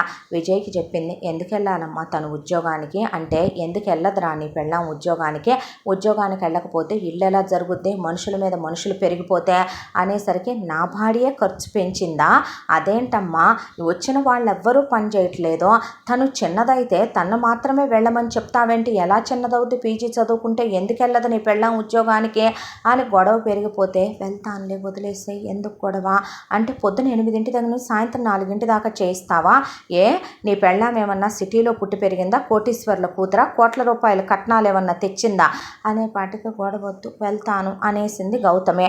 ఆ తర్వాత భార్యతో ఇంటిమేటెడ్గా క్లోజ్గా ఉండాలని పెళ్ళైన కొత్తల్లో ఎవరికి ఉండదు, దట్టు తనకి గర్ల్ ఫ్రెండ్స్ కానీ ఎఫ్ఐఆర్లు కానీ ఓ సిగరెట్టు బీడే అలవాటు కానీ లేదు. అంతా దాంట్లో రెండో తమ్ముడికి మూడో తమ్ముడికి స్మోకింగ్ రెగ్యులర్గా అలవాటు ఉంది. ఇద్దరు వారానికి 2-3 సార్లు తాగొస్తారు, పబ్బులకి వెళ్తారు, వాళ్ళకి నచ్చినట్టు పెళ్ళాలను తీసుకొని ట్రిప్పులకి హనీమూన్లకి కూడా వెళ్ళొచ్చారు వాళ్ళు. తన బతుకేంటో అర్థం కాక చీ వెదవ కొంప అనే ఇంట్లో ఉండి మాత్రం ఏం చేయాలి, పెళ్ళాం ఎటు తనతో పాటు ఉంటేనే కానీ పొద్దున్నే 8కే తను భార్యను దింపేసి ఆఫీస్కి వెళ్ళిపోయి ఓవర్ టైం చేసుకుని 10 దగ్గర నుంచి ఆఫీస్ అవర్స్ స్టార్ట్ అవుతే విజయ్కి అలా ఆ ఓవర్ టైం కూడా చేసి వస్తూ ఉండేవాడు. ఇంత దాంట్లో ఆ అమ్మాయి జీతం తెచ్చి నాకు ఇచ్చేయి అందే. మొదటి నెల వరకే ఇక అమ్మాయికి ఉద్యోగం అనే బాధ్యత చెప్పి రెండో నెలలో పెద్ద కొడుకు ట్యూషన్ తీసేశాడు కాబట్టి సాయంత్రం నుంచి ట్యూషన్ పిల్లల మొత్తాన్ని నెల రోజుల్లో గ్యాదర్ చేసి సార్ మళ్ళీ ట్యూషన్ చెప్తున్నారని, దట్టు అమ్మాయి పీజీ దాకా చదువుకుంది కాబట్టి ఈసారి డిగ్రీ పిల్లల దాకా ట్యూషన్ చెప్తామనే పాటికి పిల్లలు నెల రోజుల్లోనే బాగా పోగయ్యి అడ్వాన్సులు కూడా ఇచ్చేయటం అయిపోయింది ప్రమేలకే. దాంతో ట్యూషన్ చెప్పు వీళ్ళకంటే ట్యూషనా అని ఆ అమ్మాయి అన్న తర్వాత ట్యూషన్ చెప్పడం ఏంటమ్మా, అంతకుముందు నువ్వు చెప్పలేదా, నేను చెప్పలేకే కదమ్మా ఇప్పుడు తీసేసుకున్నాను అంటే, ఏరా పెళ్ళాంతో కులకాలా ఏంటి గదిలోకి వెళ్ళే, పొద్దున్న నుంచి సాయంత్రం దాకా ఇంట్లో నాన్న నువ్వు గదిలో ఉంటూ మమ్మల్ని ఆ మాట అడగకూడదులేమ్మా ఇంతమందిని కానీ అనేపాటికి నోరు మోయ్, ఏంట్రా ఊరుకుంటున్నాను కదా అని ఇష్టం వచ్చినట్టు వాగుతున్నావు, నీ పెళ్ళాం చెప్పాలి, చెప్పి తీరాల్సిందే, చెప్పకపోతే నేను ఊరుకోను అనేపాటికి ఇల్లు ఏం పెట్టి జరపాలి, నేనే జరపాలా ఏంటమ్మా ఇల్లు, నువ్వే జరపాలి, ఎవరి కోసం జరపవురా ఇంటికి పెద్ద కొడుకు అయినప్పుడు అనేసరికి చుట్టుపక్కల జనాలందరూ పోగవుతుంటే మేము అడ్వాన్స్కి డబ్బులు కట్టాక ఇదేం గొడవండి అనేసరికి మీరేం బాధపడకండి వాళ్ళే చెప్తారు అనేసరికి ఇక మన పరువే పోతుంది, ఎందుకు ఇప్పుడు పరువు తీసుకోవటం అనే ఆ అమ్మాయి అని వెధవ జీవితం వెధవ బ్రతుకని విజయ్కి కళ్ళల్లో నీళ్లు తిరిగిపోయాయి. నేను చెప్తాను నువ్వు లేవరా అనే, నాకు తెలుసులేరా పెళ్ళానికి నొప్పి పుట్టనివ్వకుండా ఎక్కడ అది నొప్పులు పడుద్దోనని నువ్వే చెప్తావని అనుకునేసరికి పాపం తనే ట్యూషన్ చెప్పడం స్టార్ట్ చేశాడు. చూస్తూ కూడా తమ్ముళ్ళు ఎంత హెల్ప్ చేసేవాళ్ళు కాదు. ఆ అమ్మాయి ఒకవైపు ట్యూషన్ చెప్తుందని కర్మ కాలిపోయి బుద్ధి లేని వాళ్ళ అమ్మ నా కూతురికి మిషన్ కుట్టడం వచ్చని చెప్పేపాటికి వాళ్ళు పుట్టింటి దగ్గర నుంచి మిషన్లు దమ్మనమని ఆ అమ్మాయిది జిగ్జాగ్ మిషన్ నార్మల్ మిషన్ ఉంటే తెప్పించే, నేను చుట్టుపక్కల వాళ్ళే బట్టల పోగు చేసుకొస్తానులే కానీ మిషన్ కుట్టు 4 రోజులు అయితే వాళ్ళకే అలవాటు అవుతుందని మిషన్ కుట్టించడం మొదలుపెట్టే ఆ అమ్మాయి చేత ఆ అబ్బాయి ట్యూషన్ చెప్తున్నాడు కాబట్టి 4కి స్కూల్ నుంచి వచ్చాక 4:30కి మొదలుపెట్టి రాత్రి ఇక 10 వరకు 11 వరకు మిషన్ కుట్టించి ఆ డబ్బులు తీసుకునేదే. ఆ అమ్మాయికి విరక్తి కలిగిపోయే తల బరువెక్కిపోతూ ఉండగా ఇంత దాంట్లో ఇంటి పని వంట పని ఎవడు చూసుకుంటాడు అని 3వ నెల వచ్చేపాటికి అయ్యప్ప చెప్తే తను ఎన్నని చేస్తుందమ్మా, స్కూల్లో ఉద్యోగం అంటావు, ట్యూషన్ అంటావు, మిషన్ అంటావు, ఎన్నని చేస్తుందమ్మా, నా భార్యతో నేను టైం స్పెండ్ చేయొద్దా? దేనికి అంతోటి టైం స్పెండ్ చేయటం, ఎక్కడి దాకా వచ్చింది కాబట్టి వ్యవహారం మాట్లాడుకుందావురా. నువ్వేమన్నా 1,00,000 రూపాయలు జీతకొస్తుడువా? నువ్వు 1,00,000 రూపాయలు జీతం తెచ్చి ఇంట్లోకి ఇస్తున్నావా? నీ పెళ్ళాం ఏమన్నా కోటీశ్వర్ల కూతురా? పల్లెటూళ్ళలో పుట్టి పెరిగింది ఇది. దీనికి చాకిరీ అలవాట్లేదా? పుట్టింటికాడ ఇది చేయలేదా? దీనమ్మ చెప్పింది, మా అమ్మాయి చాలా బాగా చదివేస్తుంది అని చెప్పే. పిల్లలకి ఇది అప్పుడు సరదాగా ట్యూషన్లు చెప్పుకుందంట. చెప్పనే ఇక్కడ ఇంటికాడ పిండి వంటలు వండి దంచి ఇది రోకళ్ళు పెట్టి చేసింది కాదా? తిరగళ్ళు ఇసిరింది కాదా? ఇంటి పని వంట పని చేసుకోవటం దానికి ఏమైనా కష్టమా? సుకుమారంగా పెరిగిందా? అప్పుడు నీ మిగతా కోడళ్ళని కూతుళ్ళని కూడా చేయమను. ఎందుకు చేస్తారా? ఆడపిల్లలు పుట్టింట్లో ఉన్నప్పుడు సుఖపడి అత్తళ్ళకి వెళ్ళిపోతారు, వాళ్ళు ఎందుకు చేస్తారో. ఇక నీ మరదళ్ళ విషయం అంటావా? వాళ్ళు పుట్టిళ్లలో ఘనంగా పెరిగొచ్చారు, వాళ్ళు చేయరు అనే పాటికే అప్పుడు నువ్వు చేయమ్మా అన్నాక ఇన్నేళ్ళు నేను చేయలా, అమ్మ చేస్తే లేని నొప్పి పెళ్ళాం చేస్తుంది అనే పాటికి వచ్చేస్తుంది ప్రతి ఒక్కడికి. అంత అన్యాయంగా మాట్లాడకమ్మా, పురుగులు పడి సస్తావు అనకూడదులే. కానీ ఏం మాట్లాడుతున్నావో అర్థమవుతుందా నీకు?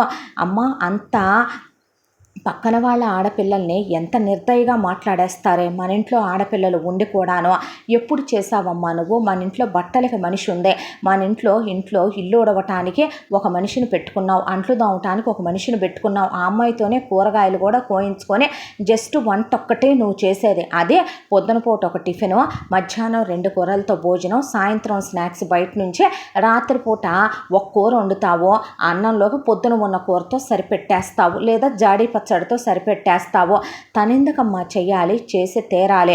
లేదంటే గనక నీ పెళ్ళాన్ని ఇంట్లో నుంచి గెంటేసి 3వ సముద్రదాన్నో ఇచ్చి చేస్తే కట్నం అన్నా వస్తుంది నాకు, పాడు దరిద్రం అనే పాటికి నాకు అలవాటే మా పుట్టింట్లో చేయటం వదిలేసాయి, నువ్వు గొడవలు పడొద్దని. ఆ అమ్మాయి తెంపుకొని వెళ్ళలేరని పెద్ద కోళ్ళు వచ్చి చిచ్చులు పెట్టి సంసారం చిన్నాభిన్నం చేసిందంటారు. ఆడపడుచుల పెళ్ళిళ్ళు అయిపోతే మీ అమ్మే తెలుసుకుంటుందిలే. ఆ తర్వాత మీ తమ్ముళ్ళు ఎవరి కాపురం వాళ్ళు పెట్టుకుంటే మన కాపురం మనం పెట్టుకుందాం. అత్తయ్య మామయ్యనేగా అప్పుడు చూసుకోవాల్సిందే. నాకు ఇంత బరువు భారాలు ఉండవులే. 1 ఏడాది 2 లేదా 3 లేదా 5 ఏళ్లలో సెటిల్ అయిపోద్ది. 5 ఏళ్ళు నేను పిల్లల్ని కనలే, నువ్వు టెన్షన్ పడకు అని ఇంకా పిల్ల మొగుడికే సర్ది చెప్పింది. ఆ తరువాత రోజు నుంచి ఇక అమ్మాయిని పొద్దున్నే 4 రకాల టిఫిన్లు చేయమంటే చేయదు. ఒకటే చేయరా నువ్వని విజయ్ అక్కడే కూర్చునేవాడు.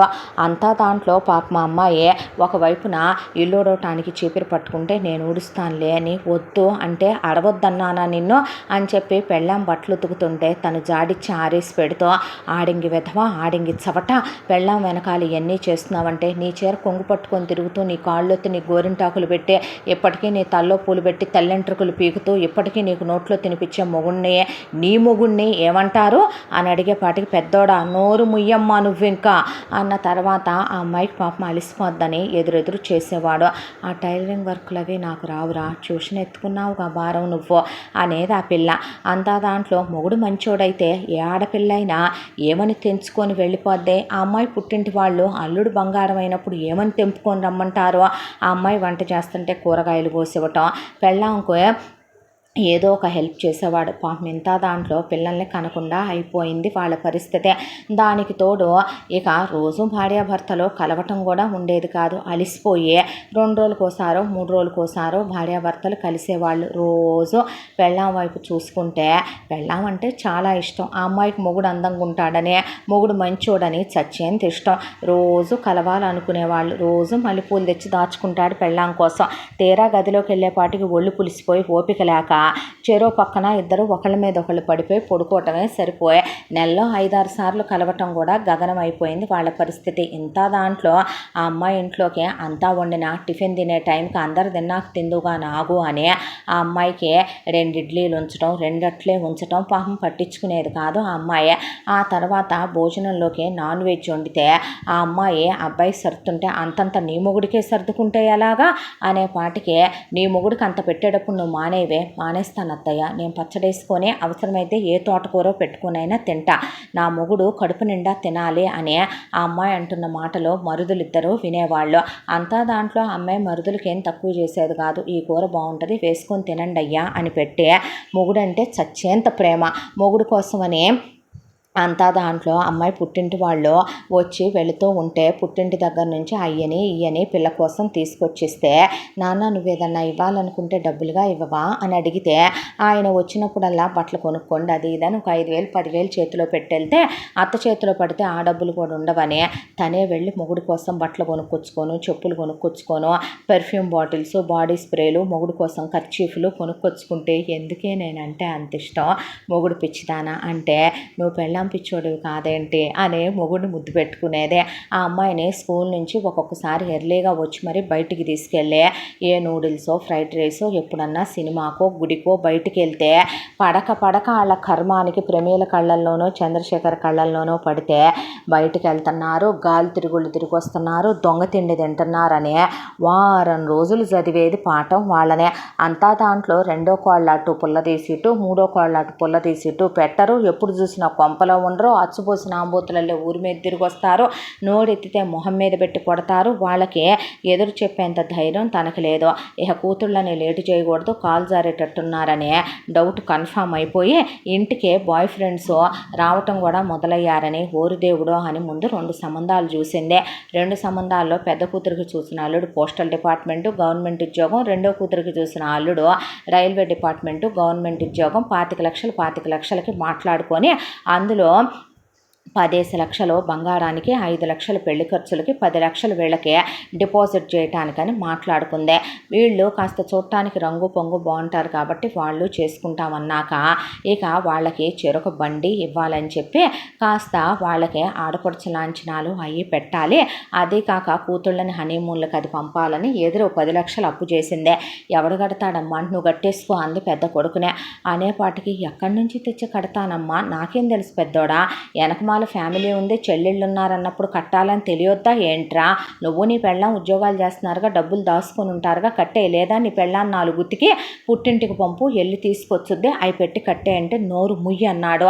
అని పాపం ఆ అబ్బాయే ఇంకా ట్యూషన్ పిల్లల్ని పెంచుకొని, ఆ అమ్మాయే ఇంకా మిషన్ కుట్టే వాళ్ళని పెంచుకొని నెల అప్పులోడికి వడ్డీతో పాటు కొంత అసలు జమేసుకురావటం సరిపోతుంది వాళ్ళకే.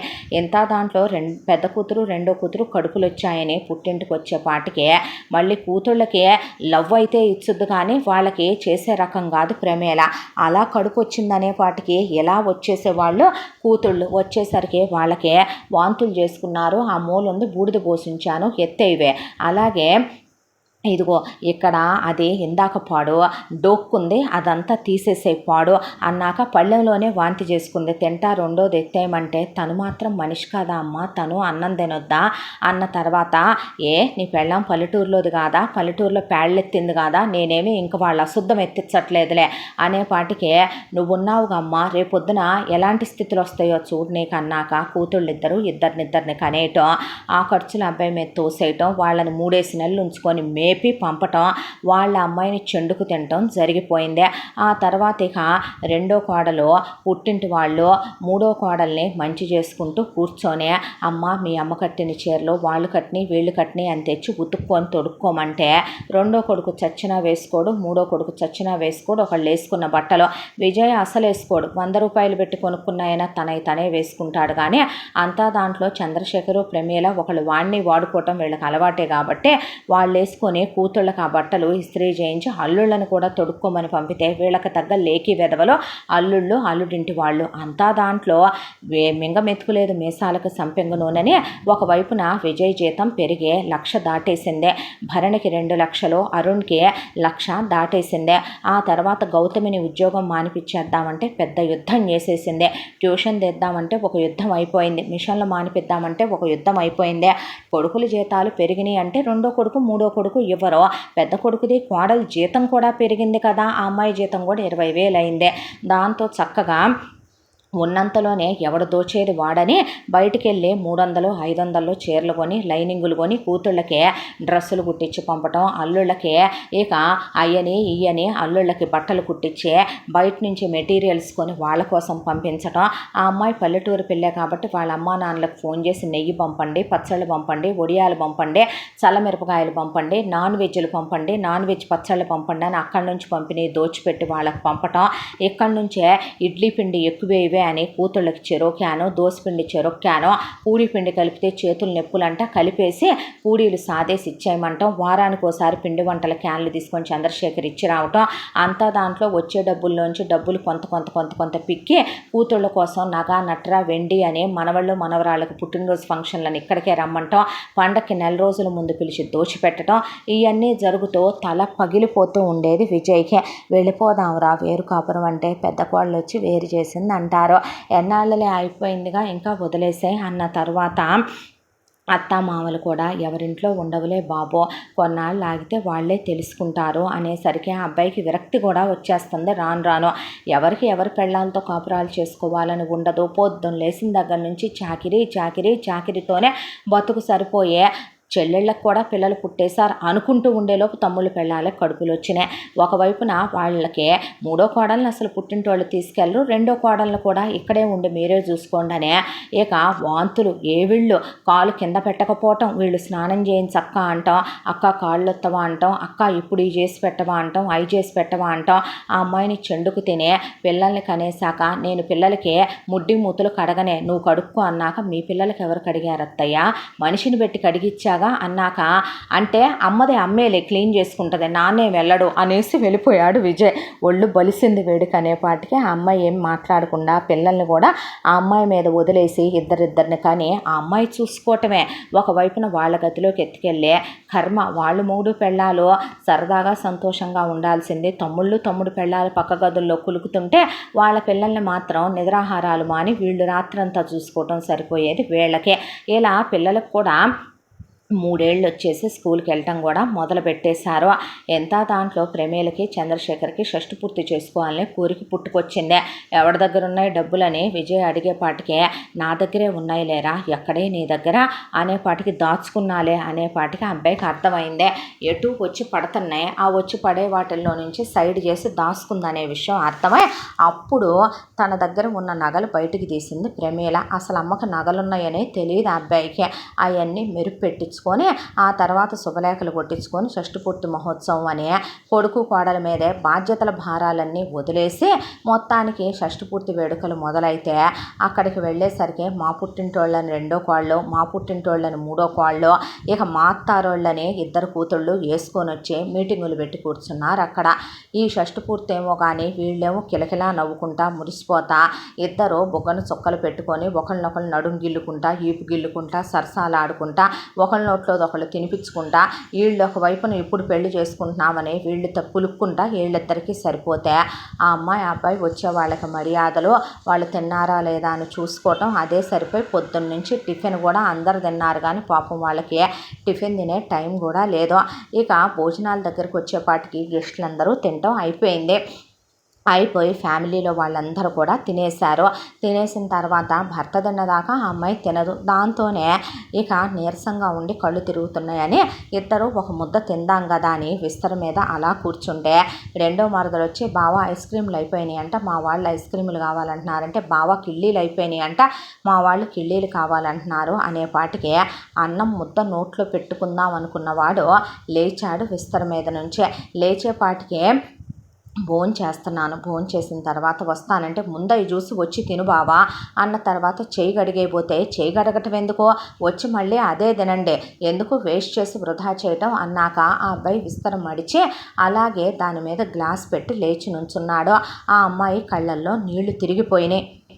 నీ మొగుడు తిన్నదాకా నువ్వెటు తినవుగా, లేలే ఇస్తర మీద నుంచి తర్వాత తినొచ్చు, మాకు ఇంపార్టెంట్ గెస్టులు వచ్చారని ఆ అమ్మాయిని కూడా లేపేసేపాటికి ఆ అమ్మాయి అలా వెళ్ళి పక్కకు నుంచున్నాక ఐస్ క్రీమ్లు అవి తెప్పించే పెట్టిన తర్వాత బావా మా వాళ్ళు వచ్చారు వచ్చి వడ్డించు అనేపాటికి ఆ అబ్బాయికి తల కొట్టేసినట్టు అనిపించింది.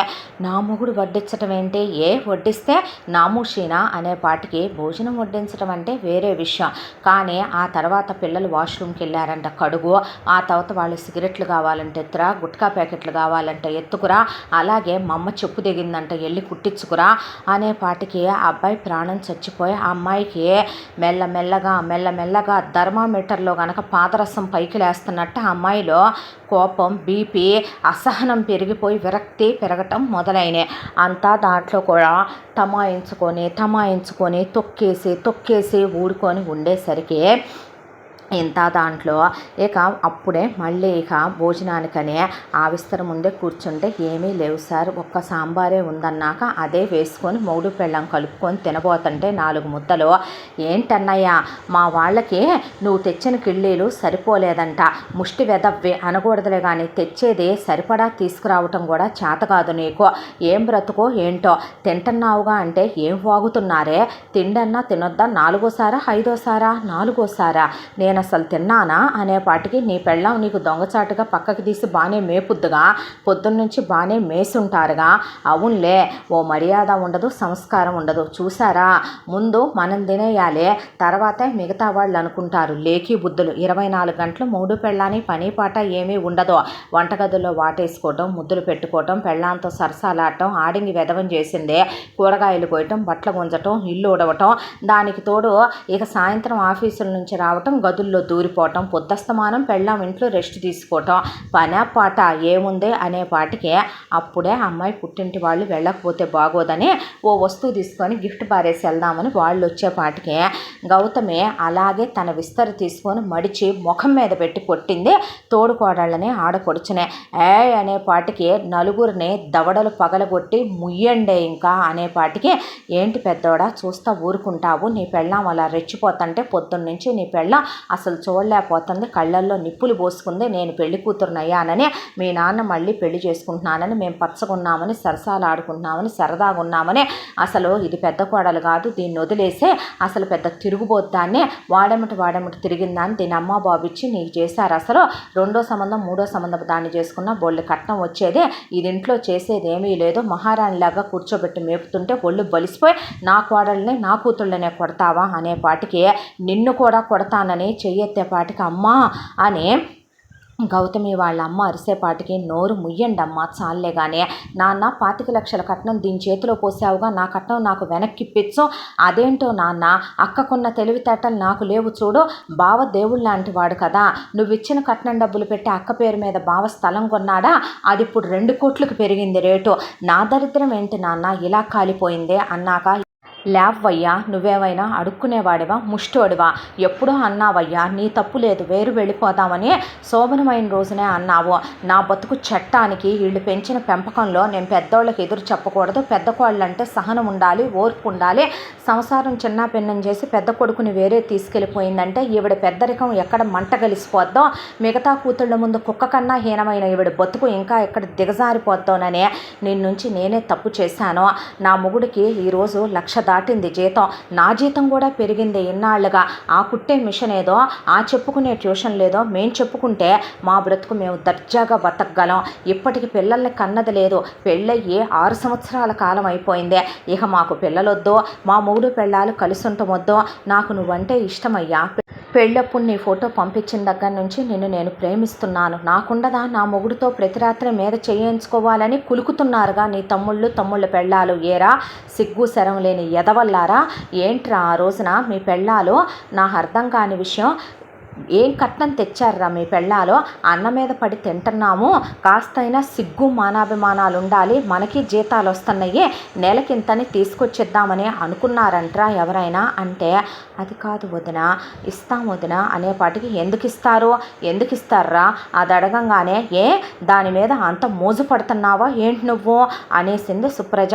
అన్న తర్వాత ఆవిడ చెప్పిన మాటలు నువ్వింటవేంటి, ఒళ్ళు బలిసిందా ఏంటి నీకు, నువ్వు ఆవిడకి ఎందుకు ఇస్తావు, నువ్వు తెలివైన వాడివి, చదువుకున్నావు, నీకు పెద్ద జీతం వస్తుంది, అది నీ గొప్పతనం, ఇస్తావా అనేపాటికి విస్తరం మడిచి లేచి నుంచోనే, మరదళ్ళను కొడితే బాగోదని తమ్ముళ్ళ చెంప చెల్లు అనిపించాడు ఒక్కసారిగా విజయ్.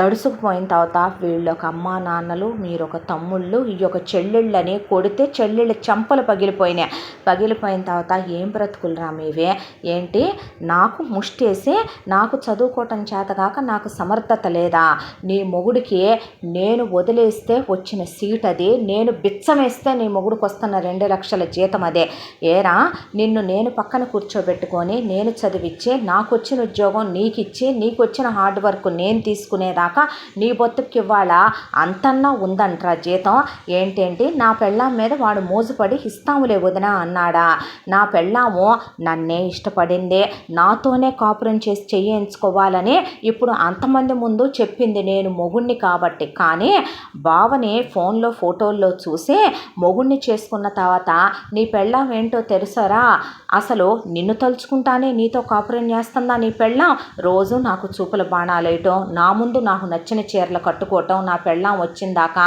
నా పెళ్ళాము నాతోనే కాపురం చేస్తుంది, నీ పెళ్ళాం నీలో నన్ను చూసుకుంటా చేస్తుందా అని అడిగితే ఏం సమాధానం చెప్తావురా నువ్వు? ఒక విషయం చెప్పమంటావా, ఎవరి మీద మోజుపడ్డారో నువ్వు నా మీద మనసు పడ్డావేమో, నాకే నీ మీద ఇంట్రెస్ట్ లేక నీలాంటి చీప్ ఆడదాని గురించి విన్నప్పుడే నేను నిన్ను చేసుకోవటానికి ఇష్టపడలేదు.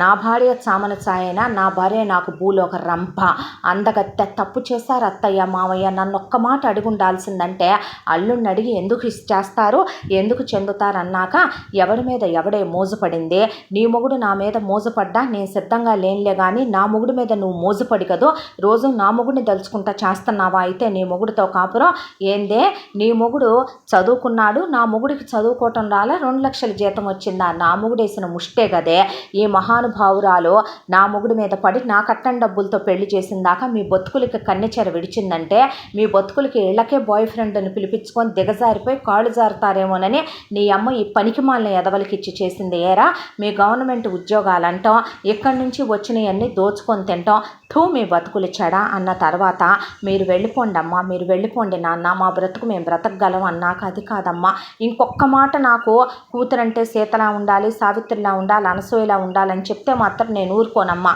నువ్వు వెళ్ళిపో, నీ కూతురు దగ్గరికి రావాలంటే కూతురు వరకు చూసుకొని వెళ్ళండి, మిగతా విషయాలు మీకు అనవసరం అన్నాక క్షమించయ్యా అని చెప్పి వాళ్ళు అక్కడి నుంచి తప్పు చేస్తున్నారు వదిన గారు అనేసాక సరిసర్లే అనేసిన తర్వాత వాళ్ళు వెళ్ళిపోయారు. వెళ్ళిపోయిన తర్వాత పదవయ్యా అంటే ఎక్కడికే, మేమెందుకు ఉండాలి నీ ఇంట్లో, మేమెందుకు చేయాలి నీకు బూడిగా, మేమెందుకు పిల్లల్ని కనకుండా ఉండాలి, మేమెందుకు ప్రతి రాత్రి కలవకుండా ఉండాలి, ఏ అత్త మొగుడిని ఉద్యోగం మానిపించి ఇంట్లో కూర్చోబెట్టుకొని పొద్దున్న నుంచి సాయంత్రం దాకా ఈ వయసు కూడా ట్యాబ్లెట్లు వేసుకుని మరీ మొగుడిని ఒంటి మీద చేయకపోతే నువ్వు ఊరుకోవు కదా, అలాంటిది వయసులో ఉన్నాళ్ళం మాకుండదా 3 పెళ్ళాలం ఇదిగా ఉండాలనే, నీకు మేమెందుకు పెట్టాలి, మాకేం కర్మ, అయినా నీకు నా మొగుడు ఒక్కడే నా కొడుకు, మిగతా వాళ్ళు చచ్చారా, పోషించమను వాళ్ళను కూడా అని పదవయ్యా నువ్వు అని నా మొగుడిని అవమానించారో, తినటానికి నా మొగుడిని అంత ముద్ద తినవలేదు మీరు ఈ రోజున, ఏం బాగుపడతారే మీరు అనేసి అమ్మాయి అబ్బాయిని తీసుకొని అక్కడి నుంచి ఇంటికి వెళ్ళి బట్టలు సర్దుకొని వాళ్ళు వెళ్ళిపోయి శుభ్రంగా వేరు కాపురం పెట్టుకున్నారు. ఒక 2 BHK ఇల్లు తీసుకొని. సో ఆ అబ్బాయి ఆఫీస్కి వెళ్ళొస్తున్నాడు, 1,00,000 రూపాయల పైన జీతం వస్తుంది. వచ్చిన తర్వాత ట్యూషన్ పాయింట్ మాత్రం పిల్లలు తీసేయద్దు సార్ అని అడిగారని బ్యాచ్ల వైజ్గా 2 బ్యాచ్లకి ట్యూషన్ చెప్పుకుంటున్నారు. ఆ అమ్మాయి పొద్దున పూట అంతకుముందు మిషన్ కుట్టించుకున్న వాళ్ళందరూ అలవాటు అయ్యారు కాబట్టి మిషన్ కుడుతుంది, డబ్బులు దాచుకుంటున్నారు. హ్యాపీగా భార్యాభర్తలు రాత్రంతా క్లోజ్ అవుతున్నారు. రోజు 4 రకాల కూరలతో ముందు కడుపు నిండా తింటున్నారు. ఇప్పుడు వెట్టి చాకరీ చేసే పని లేదు, 2 పని మనుషుల్ని పెట్టుకుంది ఆ అమ్మాయి. వాళ్ళ పుట్టింటి వాళ్ళు పుట్టింటి దగ్గర నుంచి అయ్యి అని చెప్పి ఆడపిల్లలు ఇద్దరని చెప్పి వాళ్ళిద్దరికీ సమానంగా పంపినట్టే ఆ అమ్మాయికి పంపుతున్నారు. హ్యాపీగా సినిమాకి, షికార్కి, షాపింగ్కి, అత్తారింటికని వెళ్ళొస్తూ విజయ్ జీవితం ప్రశాంతపడింది ఇన్నేళ్ల తర్వాత. ఇక వీళ్ళు వచ్చేసి కూడా ఒక 2 నెలలు అయింది. ఆ 2 నెలలు తన దగ్గర ఉన్న డబ్బులు పెట్టి వాడుకొచ్చింది ప్రమీల, చదివింపుల డబ్బులు అవి ఇవి వస్తే. ఆ తర్వాత ఇక 3వ నెలలో 2వ కొడుకుని 3వ కొడుకుని డబ్బులు అడిగితే ఇవ్వండి అన్నారు పెళ్ళాలనే. అనేపాటికి ఏంది ఇచ్చేది, ఎందుకు ఇస్తాం, సిగ్గుండాలి నీకు, కొడుకుల డబ్బులు అడుక్కు తినటానికి, కొడుకుల మీద పడి బతకటానికి, అదేంది అలా మాట్లాడతారు, మరి ఇంట్లోకి ఏం పెట్టి వాడాం అంటే మా డబ్బులు పెట్టే మాకు వాడేటప్పుడు మేమెందుకు ఇంకా ఇక్కడ ఉంటాం, మాకేం అవసరం, నిన్ను నీ మొగుడిని పోషించాలనే ఈ కొంపంతా మేమెందుకు భారాలు ఎత్తుకుంటాము అనే పదండని ఇల్లరికం వచ్చి మా ఇళ్లల్లోనే ఉందరుగానే మనం వేరు కాపురం పెట్టుకుందో కానీ పద అని 2వ కాళ్ళు 3వ కాళ్ళు పిల్లల్ని తీసుకొని తట్టాబుట్టా సర్దుకొని వెళ్ళిపోయాక 2వ కొడుకుని తీసుకొని 2వ కాళ్ళు వాళ్ళ ఇంటికి ఇల్లరికం వెళ్ళింది. 3వ కొడుకుని తీసుకొని 3వ కాళ్ళు వేరు కాపురం పెట్టుకుందామని వెళ్తే మన సంగతి ఏందయ్యా మరి అని ప్రేమేల చంద్రశేఖర్ అనేపాటికి నాకు పని అలవాటు తప్పిపోయింది, ముందు గదిలోకి రా అనేపాటికి ఈ ముదరష్టు పొడికి ఈ ధ్యాస అలవాటు చేశానా నేను అని చెప్పి ఇలాంటి రోజు ఒకటి వచ్చుద్దని నేను కూతుళ్ళని కన్నానులే కానీ అని చెప్పి అమ్మ ఇలా చేసి వెళ్ళిపోయారే అనేసరికి కూతుళ్ళు అవునా అమ్మ అని ముందు చక్కగా రమ్మనమని అమ్మ బాబులిద్దరిని తీసుకెళ్ళిన తర్వాత మూడో కొడుకు కార్డు ఎడదేవే అని 25,000 రూపాయలు పెట్టి ఇల్లు అద్దెకి తీసుకుంటే 3 నెలల అడ్వాన్స్ ఇమ్మనమంటే ఇటు ఇవ్వు అని ఉండండి సార్ డ్రా చేసి తెచ్చిస్తానంటే కొడితే డిక్లైన్ వస్తుంది కార్డు. డబ్బులు ఏమైపోయినాయి అంటే అదేంటి నీ శాలరీ రాలేదా, నా శాలరీ 2 days లేట్ అవుద్ది మంత్ అన్న తర్వాత అయితే నీ ఇష్టం నువ్వే తెచ్చి చూసుకో, మరి నా దగ్గర అయితే లేవంటే అదేంటి ఇన్నాళ్ళుగా వస్తున్న జీతం లక్షల రూపాయలు కోట్లల్లోకి ఎప్పుడో వెళ్ళిందిగా ఏం చేసావే అన్న తర్వాత ఇదిగో లూయిస్ విట్టే బ్యాగ్స్ అలాగే ఈ బ్రాండ్స్ అన్నీ ఉన్నాయి కదా లివిజ్ ఇవన్నీ, తర్వాత ఫ్రెండ్స్తో ట్రిప్స్కి వెళ్ళాను పబ్స్ కని క్లబ్స్ కని, ఆ తర్వాత నేను ఇంటర్నేషనల్ ట్రిప్ కూడా వెళ్ళొచ్చాను కదా, నా దగ్గర అయితే సేవింగ్స్లో ఏమీ లేవు అనేసరికి బిక్క చచ్చిపోయాడు మనిషి.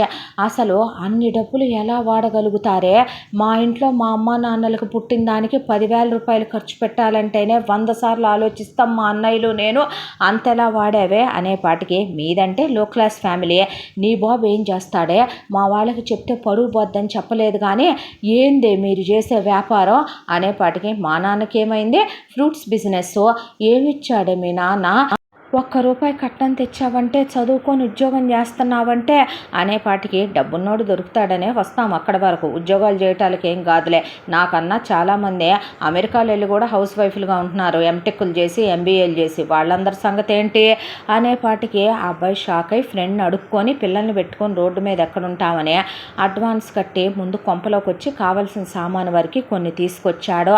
గుండెలు అదిరిపోయినాయి ఒకేసారి. ఆ తర్వాత ఇక జీతం రాగానే మళ్ళీ ఆ జీతం తీసుకెళ్ళి ఫ్రెండ్కి సర్దేసుకున్నాడు. ఆ తర్వాత పొద్దున్నే లేవగానే వదిన పిల్లలకి స్నానం చేయించేసి ఆ ఇంట్లో ఉన్నప్పుడు వేడివేడిగా టిఫిన్లు వేసి పెట్టేసి పిల్లలకి తినిపించే అన్నయ్య పిల్లల్ని రెడీ చేసి పెదనాన్న అని ముద్దు పెట్టగానే పిల్లల్ని స్కూల్ వ్యాన్ ఎక్కిచ్చేసేవాళ్ళు అన్నయ్య వదిన కలిసే. పిల్లలు లేవట్లా, స్కూల్కి వెళ్ళట్లా, పట్టించుకోవట్లా, లేవంటే నువ్వు రెడీ చేసుకొని పంపుకోపో, ఎదవన్నారు ఎదవా పనికి మాల సన్నాసి, రాత్రి మంది ఎక్కువైంది, తలంతా పట్టేసింది, విసిగిచ్చకు అనేపాటికి పిల్లల్ని లేవండమ్మా అంటే మేము రాము డాడీ, రాత్రి మమ్మీ మమ్మల్ని బయటికి తీసుకెళ్ళింది, పబ్లో డాన్స్ చేసి వచ్చాము, మేము అలిసిపోయామనేపాటికి తాగారా ఏంటి పిల్లలు, చెరో కొంచెంలే అయినా ఏముందే వాళ్ళు కాక్టైలే తాగారనేపాటి పిల్లలకు పోయించావా అని అదిరిపోయే.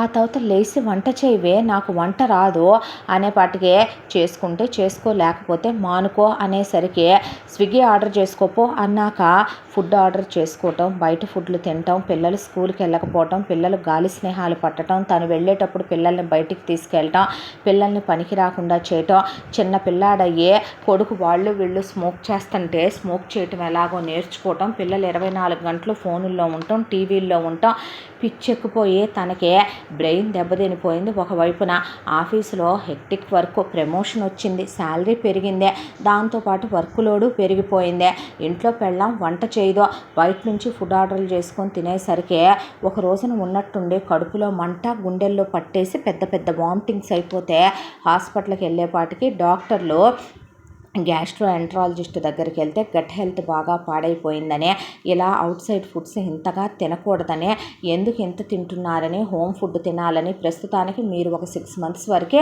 అన్నిటికీ దూరంగా ఉండి జస్ట్ కర్డ్ రైస్, మజ్జిగ రసం, అరటిపండు, తేలిగ్గా జీర్ణమయ్యే ఆహారం తీసుకోవాలి, లేదంటే కనుక మీకు చాలా డ్యామేజే ఉందని చెప్పేపాటికి ఫైల్స్ మీద ఫైల్స్ పోగవటం మొదలైన భరణికి డాక్టర్ల చుట్టూ తిరుగుతున్నాడు. కంటి చూపు తగ్గిపోయింది, ఒంట్లో ఓపిక తగ్గుతుంది, చేతులు కాళ్ళల్లో వణుకొస్తుంది. అక్కడుండంగా వదిన ఎన్ని మాటలు అనుకున్నా ఏమనుకున్నా కడుపు నిండా పెట్టేదే. ఒకవైపున అందరూ ఎంత బాగుంటాయో మీ ఇంట్లో ఫుడ్స్ అనేవాళ్ళు, పిల్లలు ఎంతో క్రమశిక్షణగా ఉండేవాళ్ళు, ఇవాళ ఇల్లులా అయిపోయిందనే దిగులు పట్టేసుకుంది భరణికి. తను పోతే పిల్లలేమవుతారు, దీని దారిన దీనిదేం పోయింది, ఇది మాత్రం శుభ్రంగా ఎవడో ఒకడిని పట్టుకొని పోద్దే, పిల్లల సంగతి ఏం కావాలనే దిగులు వచ్చేసింది. ఇక అరుణ్ సంగతికి వస్తే సుప్రజ వాళ్ళ ఇంట్లో అరుణ్ని తీసుకొని వెళ్ళేటప్పటికే వాళ్ళ అక్క మొగుళ్ళు ఇద్దరుండే, రా బ్రదరు రా, వెల్కమ్ అన్నాక నువ్వు కూడా వచ్చావా అల్లుళ్ళ క్లబ్లోకి అనేపాటికి ఏమైంది బ్రో అంటే పెండి తెర మీద చూడాలమ్మా అన్నాక భోజనానికి కూర్చోబోతే కూర్చోకూడదు, ఈ ఇంట్లో మన అత్త మామ మన బావలు అలాగే వాళ్ళ పెళ్ళాలు ఇంటి మేనగోడళ్ళు కాబట్టి వాళ్ళు మన పెళ్ళ పెళ్ళాలు తిన్నాకే మనం తినాలనే పాటికి ఏం మిగిలిందని చూసుకుంటే అందులో అడుగున కొంచెం గ్రేవీ, తలా ఒక స్పూన్ కూర తప్ప లేవు. తినే బ్రదరు అనే పాటికి ప్రాణం చచ్చిపోయింది అరుణ్కి.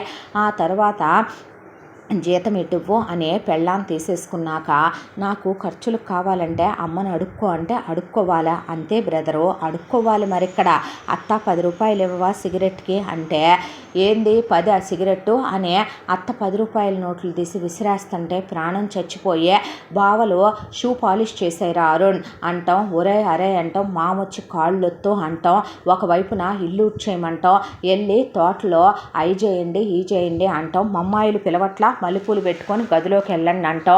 వాళ్ళు పిలుస్తారు బ్రదరు, మనకు మల్లెపూలు పెడితే బాగోదుగా, మనం వెళ్ళాలి వాళ్ళు రమ్మనంగానే అంటాం. అవన్నీ చూసి అన్న మాటలు గుర్తొచ్చి ప్రాణం చచ్చిపోయింది.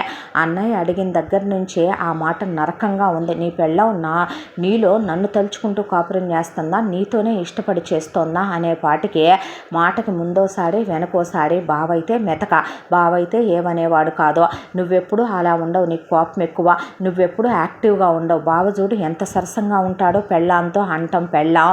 పెళ్ళానికి ఆ ధ్యాస ఎక్కువ. నిజంగానే అసలు తన్ను తలుచుకుంటా అంటుందా లేదా పెళ్ళాం ఫోన్కి పెళ్ళాం ఎక్స్ బాయ్ ఫ్రెండ్లు ఫోన్ చేయటం, పెళ్ళాం ఇక్కడికి వచ్చాక ఇంకా విచ్చలవిడిగా తయారవటం, పెళ్ళాం పెళ్ళికి ముందు వర్జిన్ కాదని తెలిసిపోయింది, పెళ్ళాము అంతకుముందు బాయ్ ఫ్రెండ్స్తో ఓవర్ క్లోజ్గా ఉండేదని తెలిసిపోయింది, డబ్బుందనే దాంతో చివరికి తిరుగుబోద్దన్నా నేను చేసుకున్నాను, ఇప్పుడు వదిలేయటానికి పిల్లలు ముందర కాళ్ళ బంధాలే, పెళ్ళయ్యాకైనా ఇది నాతోనే కాపురం చేస్తుందా అనే అనుమానం బయలుదేరిపోయింది అరుణ్లో. దానికి తోడు బ్రతుకు హీనంగా అయిపోయి ఇక్కడ వాళ్ళు చెప్పే అడ్డమైన పనులు చేయలేక ఇక అత్త ఏది పడితే ఆ మాటలు అంటాం. ఒకవైపున తోడల్లుళ్ళు ఒక్కటే అన్నారు, అరుణ్ నిన్న ఒక మాట అడగమా, నీకేం కర్మ పట్టిరా నువ్వు ఇలా రావటం, మాకు తెలుసు ఆ రోజు మేము వచ్చాం మీ అమ్మా నాన్నల షష్టి పూర్తికే, నిజం చెప్పు, పెళ్లి చేసుకొని వెళ్ళిన తర్వాత ఇది మీ అన్నయ్య మీద మోజు పడింది, ఇష్టపడింది, మీ అన్నయ్యని చేసుకుందాం అనుకుందే, మీ అన్నయ్యే అక్కర్లేదన్నాడు, నువ్వు చేసుకున్నావు కట్నం కోసం మీ అమ్మ చెప్పిందనే, చేసుకున్న తర్వాత నువ్వు ఎంతలో ఉండాలో అంతలో ఉండి మీ అన్నయ్యకి ఒక రాముడికి లక్ష్మణుల్లా తోడుండాలి కదూ, మీ అన్నయ్య తనకు వచ్చిన జాబు నీకు ఇప్పించాడంటే అన్నను వెన్నుపోటు పొడిచావు, ఇదేమైనా చూస్తుంది అనుకుంటున్నావా, అనుభవించాలి నీలాంటి వాళ్ళు, మరి మీరెందుకు వచ్చారని నువ్వు మమ్మల్ని అడగొచ్చు, నాకు 3 చెల్లెళ్ళు, నాకు 2 అక్కలు 2 చెల్లెళ్ళు, మా అమ్మ నాన్నలు మంచివాళ్ళు కాదు, మమ్మల్ని అమ్మేశారు, వీళ్ళు కొనేసుకున్నారు, 20 లక్షల కట్నాలు ఇచ్చే ఎల్లరికానికి ఒప్పించి మరీ మమ్మల్ని చేసుకొని తీసుకొచ్చారు, మాకిక్కడ ఇవన్నీ పడక తప్పదు, కానీ నీ బ్రతుకేమొచ్చి పడుతున్నావు, నువ్వు ఇవన్నీ పిల్లలు పుట్టారు కాబట్టి తెంచుకొని వెళ్ళలేక అంటావా, నిన్ను తెంచుకొని వెళ్ళమనం, కానీ నువ్వు ఏం కోల్పోయావో నీకు త్వరలోనే తెలుస్తుందని చెప్తున్నావు అనే పాటికి అరుణ్ చిన్నప్పటి నుంచి మాట అంటే పడ్డు. అసలు భరణి విషయానికి వస్తే భరణి అసలు చిన్నచూపు అనేది తట్టుకోలేడు, అలాంటి వాతావరణంలో పుట్టి పెరిగి అన్న తమని భుజాల మీద మోస్తుంటే అన్న భుజాలు అవిసిపోతున్నాయని కూడా కనుక్కోలేని మృగాలయ్యారా, అన్న కష్టం ఏ రోజు పంచుకోలేదా, అన్నని ఒంట్లో బాగోపోయినా ఎలా ఉందన్నయ్య అని ఏ రోజు అడిగింది లేదా, అన్నకి కుడి భుజం ఎడం భుజంగా ఉండాల్సిన తాము అమ్మ చేతిలో కీలుబొమ్మలైపోయి సెల్ఫిష్నెస్గా తమ గురించి తాము ఆలోచించుకొని పెళ్ళాలు చెప్పు చేతల్లోకి వెళ్ళిపోయి ఇవాళ విలువ లేకుండా దిగజారిపోయారా తామని గుండె బద్దలైపోయేంత బాధ కలిగేసిందే. ఇక చంద్రశేఖర్ ప్రమేలని తీసుకెళ్ళిన కూతుళ్ళు చక్కగా ముందు ప్రమేల దగ్గర ఉన్న బంగారం అంతా ఒలిసేసుకున్నారు, ఆ తర్వాత ఇద్దరిని ఒక దగ్గరే ఉంచుకుంటే మా ఆయన వాళ్ళు పోషించలేరమ్మా, మా అత్తింటోళ్ళు వచ్చిన పద్ధతిగా ఉండదని చంద్రశేఖర్ని పెద్ద కూతురు ప్రమేలని చిన్న కూతురు తీసుకెళ్ళి మెల్లమెల్లగా ఒక్కోటి చేయిస్తూ వీళ్ళ మీద చేయి చేసుకుంటూ వీళ్ళ మీద తన్ను తన్నకుండా తంతో కటికి నేల మీద పడుకోబెడుతూ ఫ్యాన్ కూడా లేకుండా ఉంచుతూ వీళ్ళకి 2 పూట్ల ముద్ద కూడా పెట్టకుండా చంద్రశేఖర్ చేత ఇంటి పని వంట పని బాత్రూములు కడిగించడం పిల్లలకి ముడ్లు మూతులు కడిగించడం ఇంట్లో వంట కూడా చేయించడం 4 ఏళ్లలో తోటమాలిగా మాట్లాడొచ్చారు చంద్రశేఖర్నే. ఆ డబ్బులన్నీ కలెక్ట్ చేసుకొచ్చుకునేది వెళ్ళి పెద్ద కూతురు. ఇక ప్రమేల విషయానికి వస్తే ప్రమేలని ఇంటి పని వంట పని మొత్తం చేశాక 4 ఏళ్లలో వంట మనిషిగా పెట్టి ఆ డబ్బులు తీసుకునేది రెండో కూతురు.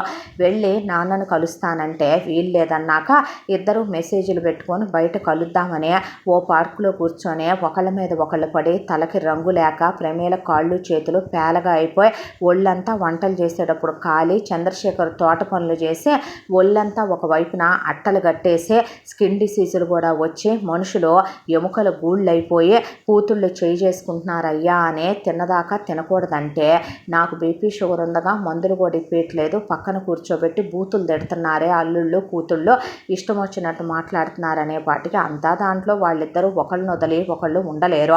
ఆ ఇష్టంతోనే 5 పిల్లల్ని కన్నారు కూడాను.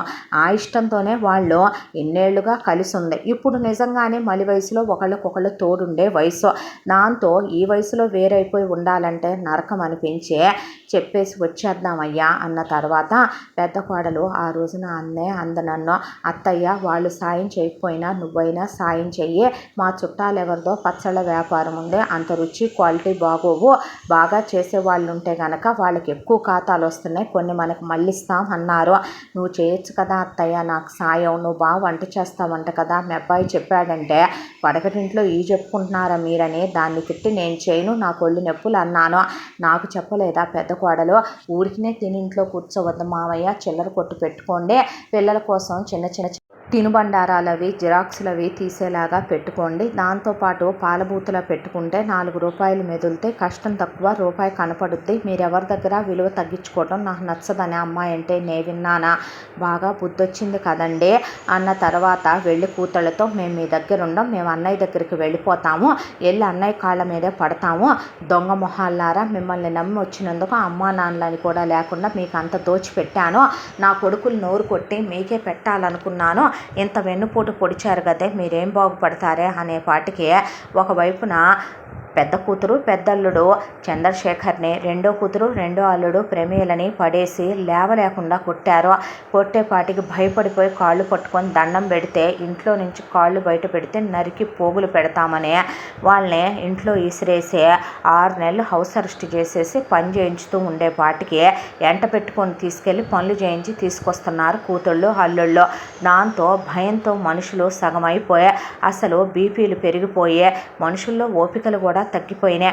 ఆఖరిసారైనా మొగుడిని పెళ్ళాన్ని మొగుడు చూసుకుందామని ఇక దొంగతనంగా ఫోన్ తీసుకొని అయ్యా నిన్ను కలవాలనుంది రాత్రికి రావా అంటే నువ్వు రావే అన్నాక ఇద్దరు ఒకళ్ళనొకళ్ళు కలుసుకొని గుడ్డల మూటలు కూడా తీసుకొని పారిపోయి వచ్చి ఇంకెక్కడ ఉండొద్దు వెళ్ళి పెద్దోడి కాళ్ళ మీద పడదాం పదవయ్యా అని ఒక ఆటో అబ్బాయిని డబ్బులు లేవయ్యా మీ అమ్మా నాన్న లాంటి వాళ్ళు నీ కాళ్ళు పట్టుకుంటామయ్యా తీసుకెళ్ళి మా కొడుకింటి దగ్గర వదిలిపెట్టంటే రండమ్మా అని ఆటో అబ్బాయి ఎక్కించుకొని వెళ్ళేపాటికి పెద్ద కొడుకు ఎక్కడుంటున్నాడో కనుక్కొని వెళ్ళి తలుపులు కొట్టేపాటికి ఈ టైంలో ఎవరో అనే అమ్మాయి దొంగలేమో అంటే చచ్చ ఉండరా అని విజయ్ తలుపు తీశాడు. తీసేపాటికి పెద్దోడా అని వచ్చి పెద్దబ్బాయి కాళ్ళ మీద పడిపోతే అమ్మ నాన్నల్ని చూసి ఏంది అవతారో అత్తయ్య మామయ్య అనేపాటికి ఆ అమ్మాయి కాళ్ళ మీద పడిపోయి అత్తయ్య మామయ్య అనేపాటికి మమ్మల్ని క్షమించమ్మా, ఒళ్ళు బలిసి కొవ్వెక్కి నిన్ను నానా నరకాలు పెట్టి కూతుళ్ళని నెత్తికెక్కించుకొని కోడళ్ళిద్దరిని నెత్తికెక్కించుకొని నిన్ను చిన్న చూపు చూసి హీనంగా చూశాను, ఇప్పుడు బాగా బుద్ధి వచ్చింది నాకు, బాగా సన్మానం చేసి పంపారయ్యా, ఇలా చేశారా పెద్దోడా అలా చేశారు, కొట్టారు తిట్టారు చాకిర్లు చేయిస్తున్నారు, పోతామనిపిస్తుందయ్యా ఉంటామని కూడా అనిపించట్లేదు, అమ్మ ఇహ నుంచి నువ్వు చెప్పినట్టే వింటాను, ఏ ఆరళ్ళు పెట్టను నోరెత్తను, సంవత్సరానికి ఆయనకి నాకు చెరో 4 జతల బట్టలు కొనివ్వవే, ఒక్క నెల రోజులు అంత ముద్ద పెట్టి హాస్పిటల్లో చూపించి 4 మందులు ఇప్పించండి అమ్మా, పెడతానే పచ్చళ్ళ వ్యాపారం నీకోసం నేను పెడతా, పిండొంట్లు కూడా పెడతానమ్మా, నాకు నువ్వు సాయం ఉండి 2 మనుషుల్ని చేతి కింద పెట్టంటే పెద్దోడా నాతో పెట్టించయ్యా, షాపు నేను కూడా వెళ్తానయ్యా, ఒక విలువగా అన్నా ఉంటుంది, నీ కాళ్ళు పట్టుకుంటానయ్యా అన్న తర్వాత గంటే వాకమ్మ నీ అమ్మ నాన్న లాంటి వాళ్ళమే, మీరు కూడా కాదంటే ఏ గంగలోనూ దూకటం తప్ప వృద్ధాశ్రమాలకు అనాథాశ్రమాలకు వెళ్ళి బతకలేమమ్మా అనే పాటికి ఆ అమ్మాయి చెయ్యేసి దగ్గరికి తీసుకున్నాక విజయ్ అలా చూస్తే ఏంటిదంతా అన్నాడు. అంటే గంటేలేంగా నీకు నాకు అది చేత కాదుగా, వాళ్ళలా మాట్లాడటం కూడా మనకు రాదు, పశ్చాత్తాపంతో వాళ్ళు ఆల్రెడీ చచ్చిపోయారు, ఇంకా మనం మాటలని ఏం చంపుతాము అన్న తర్వాత ఆ అబ్బాయి కూడా ఏం మాట్లాడాల, చచ్చిన పాములను చంపొద్దు పెద్దోడా నీ కాళ్ళు పట్టుకుంటామయ్యా అనేసరికి తీసుకెళ్ళి హాస్పిటల్లో చూపించి బట్టలు ఇప్పించి తలకి రంగేసి మంచి తిండి పెట్టాక కోలుకున్నారు. కాస్త కోలుకున్న తర్వాత పెట్టించయ్యా పెద్దోడా అన్న తర్వాత ఆ అబ్బాయి దగ్గర ఉన్న కాసిన డబ్బులు పెట్టి వాళ్ళ నాన్నతో మిల్క్ బూత్ పెట్టించి దాంతోపాటు ఒకవైపున వాళ్ళ నాన్నకి చిన్న చిల్లర కొట్లాగా, దాంతోపాటు జిరాక్స్ మిషను, పిల్లల కోసం కాస్త స్కేల్స్ అవి స్టేషనరీలు అవి తనే తెచ్చిచ్చి ఓ షాప్ పెట్టించాడు. కాస్త ఆ షాప్కి ముసలాయన వెళ్తుంటే కూతుళ్ళ ఇళ్లలో పాచి పనులు చేయటం కన్నా అది కాస్త గౌరవంగా అనిపించింది. ఇక ప్రమీల కోడలు సాయంగా ఉంటాం, రెండోది కాస్త చేతి కింద ఇద్దరు మనుషుల్ని పెట్టుకోవటంతో నిజంగానే చాలా రుచిగా ఉంటాయి ప్రమీల పిండి వంటలు, పచ్చళ్ళు. మంచి క్వాలిటీ వాడుద్ది పెద్ద ఆవిడ. దాంతో ఇక సాయం చేశాడు భార్యకి, తల్లికి విజయ్.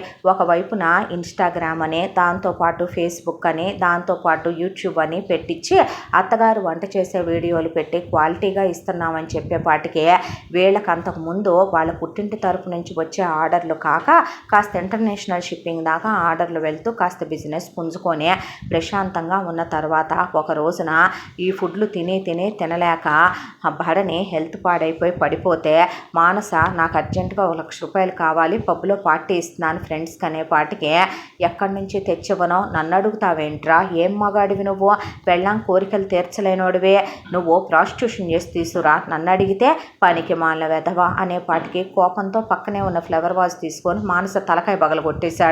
వామ్మో అనేపాటికి పడేసి బెల్ట్ తీసుకొని తుక్కు కింద కొట్టి ఇక్కడి నుంచి పదవే ముందు అనే పిల్లల్ని కూడా పడేసి ఉతికి పారేసి నేను మనిషినా పశువునా, అసలు నేను బతుకుతానో సస్తానో తెలుస్తుందంటే నీకు, ఇంట్లో వంట చేయకుండా పిల్లల్ని పెంచకుండా బజారు దానిలాగా తయారయ్యావు, నిన్ను ప్రేమించటమే తప్పు, మా అన్నయ్యని కాదనుకొని వదిన్ని కాదనుకొని మా అమ్మ తప్పుడు దానికి మమ్మల్ని పెంచటం చేతగాక మీలాంటి బజార్ రకాలని చేసుకొని తెచ్చుకున్నాం మేము తిప్పలని కొట్టుకుంటా తీసుకెళ్లేపాటికి అప్పటికే అక్కడ అమ్మా నాన్నల్ని చూసే భరణి అలా కూర్చుండిపోయిన తర్వాత ఈలోపు అరుణ్ వాళ్ళ ఇంటి దగ్గర అరుణ్ కూర్చొని అప్పుడే పిల్లలకి తినిపించి తనో ముద్ద తినబోతే అత్త చెప్పుకాలు గుండెల మీద పెట్టేపాటికి లేచి అత్తని ఒళ్ళు బలిసిందా అనేపాటికి అరుణ్ని లాగి చెంప మీద కొట్టేపాటికి బెల్ట్ తీసుకొని అత్తను పడేసి కొట్టేపాటికి పెళ్ళాం వచ్చి మా అమ్మనే కొడతావా అనేపాటికి అసలు కొట్టాల్సింది మీ అమ్మని కాదే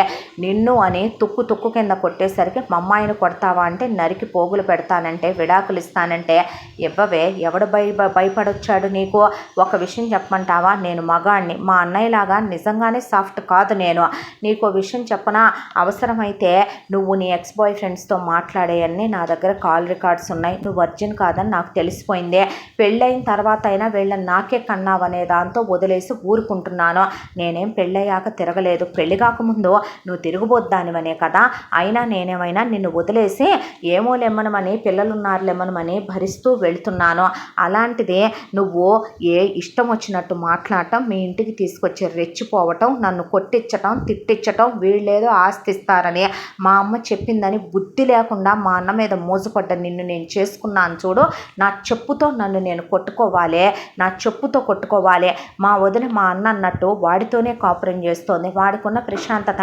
నిజంగానే నా బతుక్కుందంటే తిరుగుబొద్దాంలాగా ఊరి మీద పడి తిరుగుతున్నావు, ఏ చెప్పుతో కొట్టాలి నిన్ను అనేపాటికి నేనే ఇస్తా డివోర్స్, పిల్లల్ని కూడా నువ్వే ఉంచుకో, గాలికి తయారయ్యారు వీళ్ళు కూడా ఇక్కడికి వచ్చాక, ఉద్యోగం చేస్తూ నీ కాళ్ళ కింద నేను పడి ఉండాల్సిన అవసరం ఏంటే, నీ వాళ్ళు ఏదో ఒక రోజుకి ఇచ్చే కట్నాలేదో నువ్వే ఉంచుకో, నేనే ఇంకో దాన్ని చేసుకుంటాననే పాటికి ఇక ఇమ్మనమని నీ అమ్మ బాబుని ఎంత ఇస్తారో ఇప్పటికిప్పుడు మేమేం వాటాలు పంచం అనేసరికి అమ్మ నాన్న అలా మాట్లాడతారేంటే, అవునే మేమేం ఇప్పుడు ఇవ్వం, మేము సచ్చిన తర్వాత మీకు రాస్తామనేసరికి ఇది నీ బతుకు, ఇది నీ వాల్యూ, వెళ్తున్నాను నేను అనేపాటికి పిల్లలు నాన్న అని పట్టుకుంటే పడేసి ఉతికి పిల్లల్నిద్దరిని చేత్తో పట్టుకొని వెళ్తుంటే నీ ఇష్టం వచ్చినట్టు నువ్వు చేస్తే ఊరుకుంటాననుకుంటున్నావేంట్రా, నిన్ను వీధికి ఎక్కిస్తాననేపాటికి బెల్ట్ పెట్టి అక్కడి నుంచి బాదుకుంటా తీసుకొస్తే వచ్చి విజయ్ ఇంటి దగ్గర పడ్డారు. వచ్చేసరికి చూస్తే భరణి మానస అక్కడే ఉండే, మానస తల ఖర్చు పెట్టుకొని కూర్చుంటే ఏమైందిరా అనేపాటికి ఫైల్స్ అరుణ్ ముందు పెట్టాడు భరణి. ఏంది అంటే ప్రమీల పక్క నవ్వి నువ్వు నాన్న ఏందమ్మా అనేపాటికి మాకిలా సన్మానం అయ్యి జ్ఞానోదయం అయింది నీ చెల్లెళ్ళతో, ఇక వీడి సంగతి అంటావా, ఇవన్నీ వీడి రోగాలు రా, వీడికి చెడిపోయిన లివరు, వీడికి తగ్గిన కంటి సూపు, వీడికి రాబోతున్న హార్ట్ డిసీజు, వీడికి పడిపోయిన ప్లేట్లెట్స్, వీడికి డౌన్ అయిపోయిన బ్లడ్ అనేపాటికి ఏమైందిరా అనేపాటికి జరిగిందంతా చెప్పుకొచ్చాడు భరణి. నీ పెళ్ళామేది అనేపాటికి తలకాయ పగలగొట్టేశానన్నా అనేపాటికి అక్కడ కూర్చునేసరికి ఇంతకీ నీకేమైందనేసరికి అరుణ్ మొత్తం చెప్పుకొచ్చాడు. ప్రమీల పక్కా నవ్వుతుంటే చంద్రశేఖర్ కూడా నవ్వుతూ, వీటికి ఒళ్ళు బొలి పని నాకు బాగా తెలుసురా, పెద్దోడు అందుకే నీ పెళ్ళాన్ని నేను చేసుకోమన్నా ఇంట్రెస్ట్ లేదన్నాడు.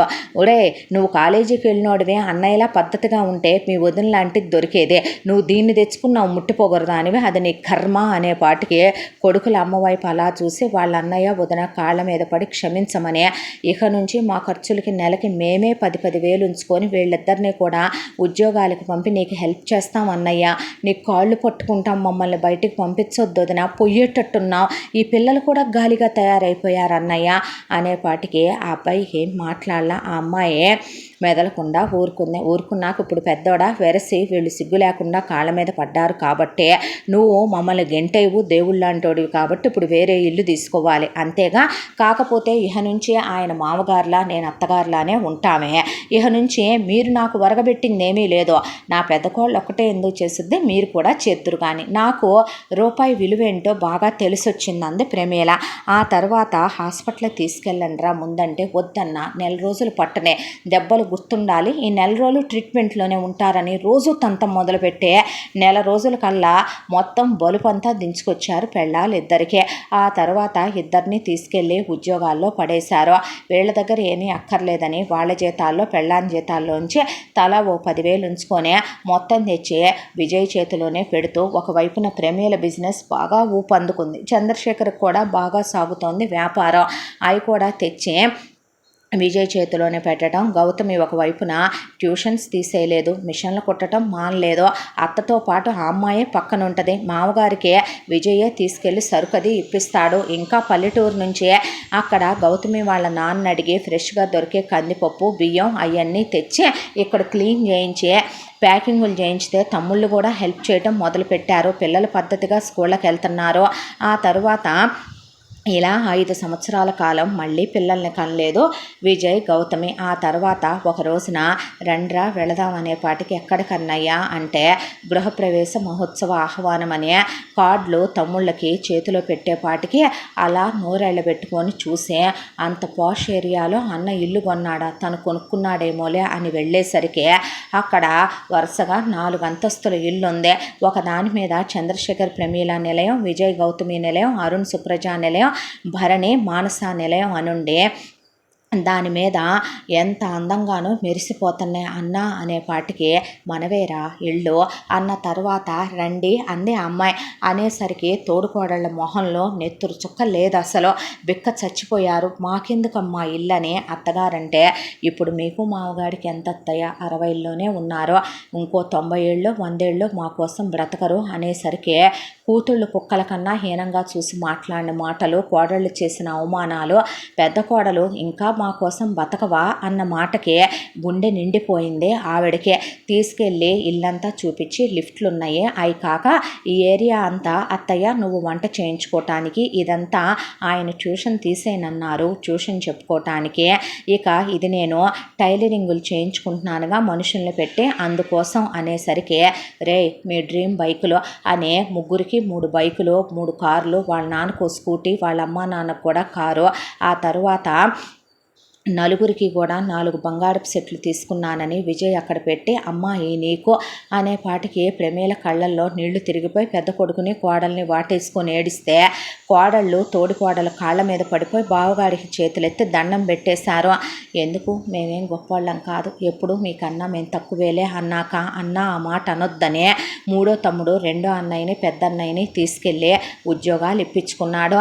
ఆ తర్వాత వాళ్ళు సాఫ్ట్వేర్ జాబుల్లో చేరి హార్డ్ వర్క్ చేస్తారు కాబట్టి వాళ్ళకు కూడా మంచి శాలరీలతో జీతాలు పెరిగాయి. గౌతమి ప్రెగ్నెంట్ అయ్యి ఆ తర్వాత ఒక్కళ్ళనే కంటే ఒక్కళ్ళేనా అక్క అంటే చాలే అత్తయ్య అన్నాక అదేంటమ్మా అన్నాక మళ్ళీ నా పెద్ద కూతురు నా పెద్ద కొడుకు మా ఆయనలా అవ్వకూడదుగా అన్నాక విజయ్ కళ్ళల్లో నీళ్లు చూశారు అందరూ. క్షమించమని నిజంగానే నలుగురు కలిసి 4 చేతులు వేస్తే ఎంత పెద్ద కష్టమైనా కరిగిపోద్దని ఇప్పుడు వాళ్ళు ల్యాండ్లు కొనుక్కున్నారు, వాళ్ళు పొలాల మీద పెట్టుబడులు పెట్టారు, వాళ్ళు స్థలాలు కొనుక్కున్నారు. ఇవాళ వాళ్ళ దగ్గర బ్యాంకుల్లో క్యాషులు మూలుగుతున్నాయి. ఇదంతా పెద్ద వదిన పెద్దన్నయ్య తోడుగా ఉండబట్టే ఇదంతా సాధించామని వాళ్ళ పెళ్ళాల వల్ల అయితే ఒక్క రూపాయి కూడా పెళ్ళాలు దాయలేకపోయారని పిల్లల భవిష్యత్తుల గురించి ఆలోచించలేదు. పిల్లలు వాళ్ళు ఓ గ్రేడ్ స్కూల్లో చదువుకుంటున్నారు, పిల్లలకి క్రమశిక్షణ వచ్చింది, పద్ధతిగా ఉంటున్నారు, వాళ్ళ పేరు మీద ఎడ్యుకేషన్కి 4 డబ్బులు దాశారు, ఎల్ఐసి పాలసీలు అమ్మా నాన్నలతో సహా అందరి పేరు మీద ఉన్నాయి, హ్యాపీగా ఉంటున్నారు. నెలొచ్చేపాటికి అందరి ప్రాఫిట్లు ఒక దగ్గర పెట్టి అన్నయ్య సమానంగా ఈసారి ఇది కొన్నాను, ఈసారి క్యాష్గానే ఇలా మ్యూచువల్లో పెట్టాను, ఇలా గోల్డ్ బిస్కెట్లుగా తీసుకున్నాను, పిల్లల పేరు మీద ఇలా పెట్టానని ప్రతి నెల ఏదో ఒకటి చెప్తూనే ఉంటాడు విజయ్. ఎవరి కాపురాలు వాళ్ళే, ఎవరిళ్లలో వాళ్ళు చక్కగా వండుకోవటం తినటం, లేక కిందింటి నుంచి కూర పైకి, పై ఇంటి నుంచి కూరలు కిందకి వెళుతూ అన్యోన్యంగా కలిసి పండుగలు పబ్బాలు చేసుకుంటూ సుప్రజ మానస కూడా మారిపోయారు. సుప్రజకు పుట్టింటి వాళ్ళు రూపాయి పెట్టలేదు, నష్టాలు వచ్చినాయి అని చెప్పి ఉన్నది మొత్తం కొడుకులు రాయించేసుకొని వీళ్ళని గెంటి అవతల పడేశారు. ఆ తర్వాత ఇక మానసకి పెట్టే పుట్టిల్లు ఎటూ కాదో సుప్రజ వాళ్ళ అమ్మా నాన్నలు ఓల్డేజ్ హోమ్ ఈడ్స్ పడేశారు. వాళ్ళ అన్నా వదినలు మిగతా అక్కలు బావులు వాళ్ళ దారి వాళ్ళు చూసుకున్నారు. ఎంత దాంట్లో కూడా కూతుళ్ళు ఇల్లు వెతుక్కుంటూ వచ్చారు ప్రమీల దగ్గరికి.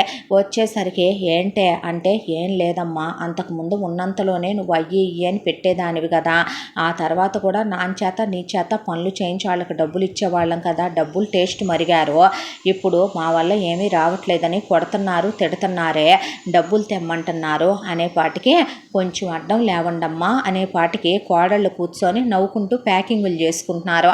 అత్తగారికి సాయం చేసి పెడుతున్నారు మిగతా కోడళ్ళు కూడాను. ఇదివరకు ఇట్లా లేరు ఇప్పుడు వాళ్ళు. దాంతో వంటమ్మాయి చేతిలో గరిట అందుకొని పడేసి తుక్కు కింద కొట్టారు చంద్రశేఖర్ ప్రమీల కూతుళ్ళని వచ్చిన అల్లుళ్ళని కూడా. ఆ రోజు మమ్మల్ని కొట్టారు కదరా, అందుకే ఇప్పుడు ఇలా కొట్టింది మిమ్మల్ని అనేపాటి కొడుకులు ముగ్గురు నుంచునేసరికి దడుచుకొని వెనక్కి తగ్గి మిమ్మల్ని మేము చదివించాం, మీరేం చేసుకోవాలనుకుంటున్నారో చేసుకోండి, నా బాధ్యత మీకు పెళ్ళిళ్ళు చేశా, మీ మొగుళ్ళకి గవర్నమెంట్ ఉద్యోగాలు ఉన్నాయి, మీకు పెట్టాల్సిన దానికన్నా 100 రెట్లు ఎక్కువ నా కొడుకులు నోళ్ళు కొట్టి దోచిపెట్టాను, లెక్కల్లోకి వచ్చేది కొంత అయితే రాంది ఎంతో పెట్టాను, నా బంగారం మొత్తం లాగేసుకున్నారు, అయినా నేనేం మాట్లాడలేదు, మళ్ళీ పుట్టిళ్ళని వచ్చారంటే నరికి పోగులు పెడతాననేసింది ఆవిడ. ఎప్పుడైతే డబ్బులు రుచి మరిగే వీళ్ళ అమ్మా నాన్నల్ని ఏ రోజైతే హీనం చేసేసారో, తోడబుట్టిన వాళ్ళని హీనం చేసేసారో, ఎప్పుడైతే అమ్మా నాన్నల్ని పని మనుషుల్ని చేసేసారో, విలువ తగ్గించేసి మొగుళ్ళతో కొట్టించారో, వీళ్ళకి విలువ తగ్గిపోయింది వాళ్ళ దగ్గర.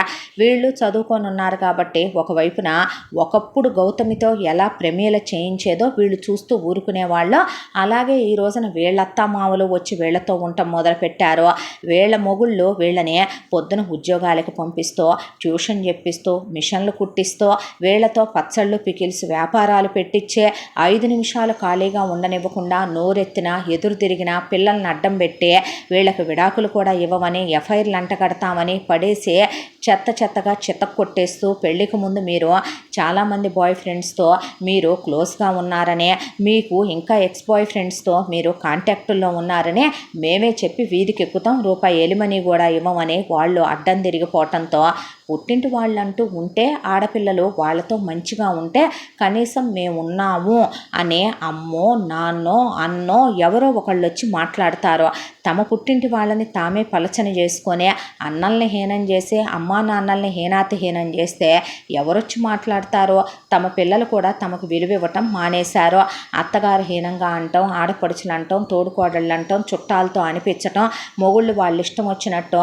బయట వాళ్ళతో తిరగటం, వీళ్ళని కొట్టడం, వీళ్ళతో చాకిర్లు చేయించి డబ్బులు లాక్కోవటం, హీనమైన బ్రతుకు తెంపుకోలేరు, బయటికెళ్ళి బ్రతకలేరు, పిల్లల ముందర కాళ్ళకు బంధాలు, పుట్టింటికి వెళ్ళలేరు, అండలేదు, చావను లేరు, చేసే ఆప్షన్ ఏమీ లేదు. చాలామంది ఆడవాళ్ళు బ్రతుకుతున్నట్టు వీళ్ళు బతుకుతూ బతుకునే ఈడ్చుకొచ్చేస్తున్నారు. ఇలా మొత్తానికి బుద్ధి తెచ్చుకున్నందుకు వాళ్ళ జీవితాలు బాగుపడ్డాయి. చంద్రశేఖర్, ప్రమీలవే, అరుణ్, సుప్రజవే, భరణి, మానసవే వదిలేయలేక భారాలు బాధ్యతల్ని కూడా బంధాలని కూడా వాళ్ళు మోసుకొచ్చుకుంటూనే వాళ్ళను కూడా బాగు చేశారు. మన మంచి నలుగురికి ఉపయోగపడితే చాలనుకునే వాళ్ళని దేవుడు ఎప్పుడూ చల్లగా చూస్తాడని విజయ్, గౌతమి వాళ్ళకు పుట్టిన ఒక బాబుతో హ్యాపీగా ఉన్నారు.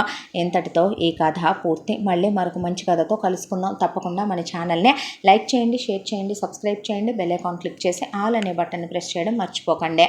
ఎంత మంచి కథను మనకు అందించిన కథ రచయిత్రి సాయి లలిత గారు. మరో మంచి కథతో తప్పకుండా కలుసుకుందాం. Thank you so much.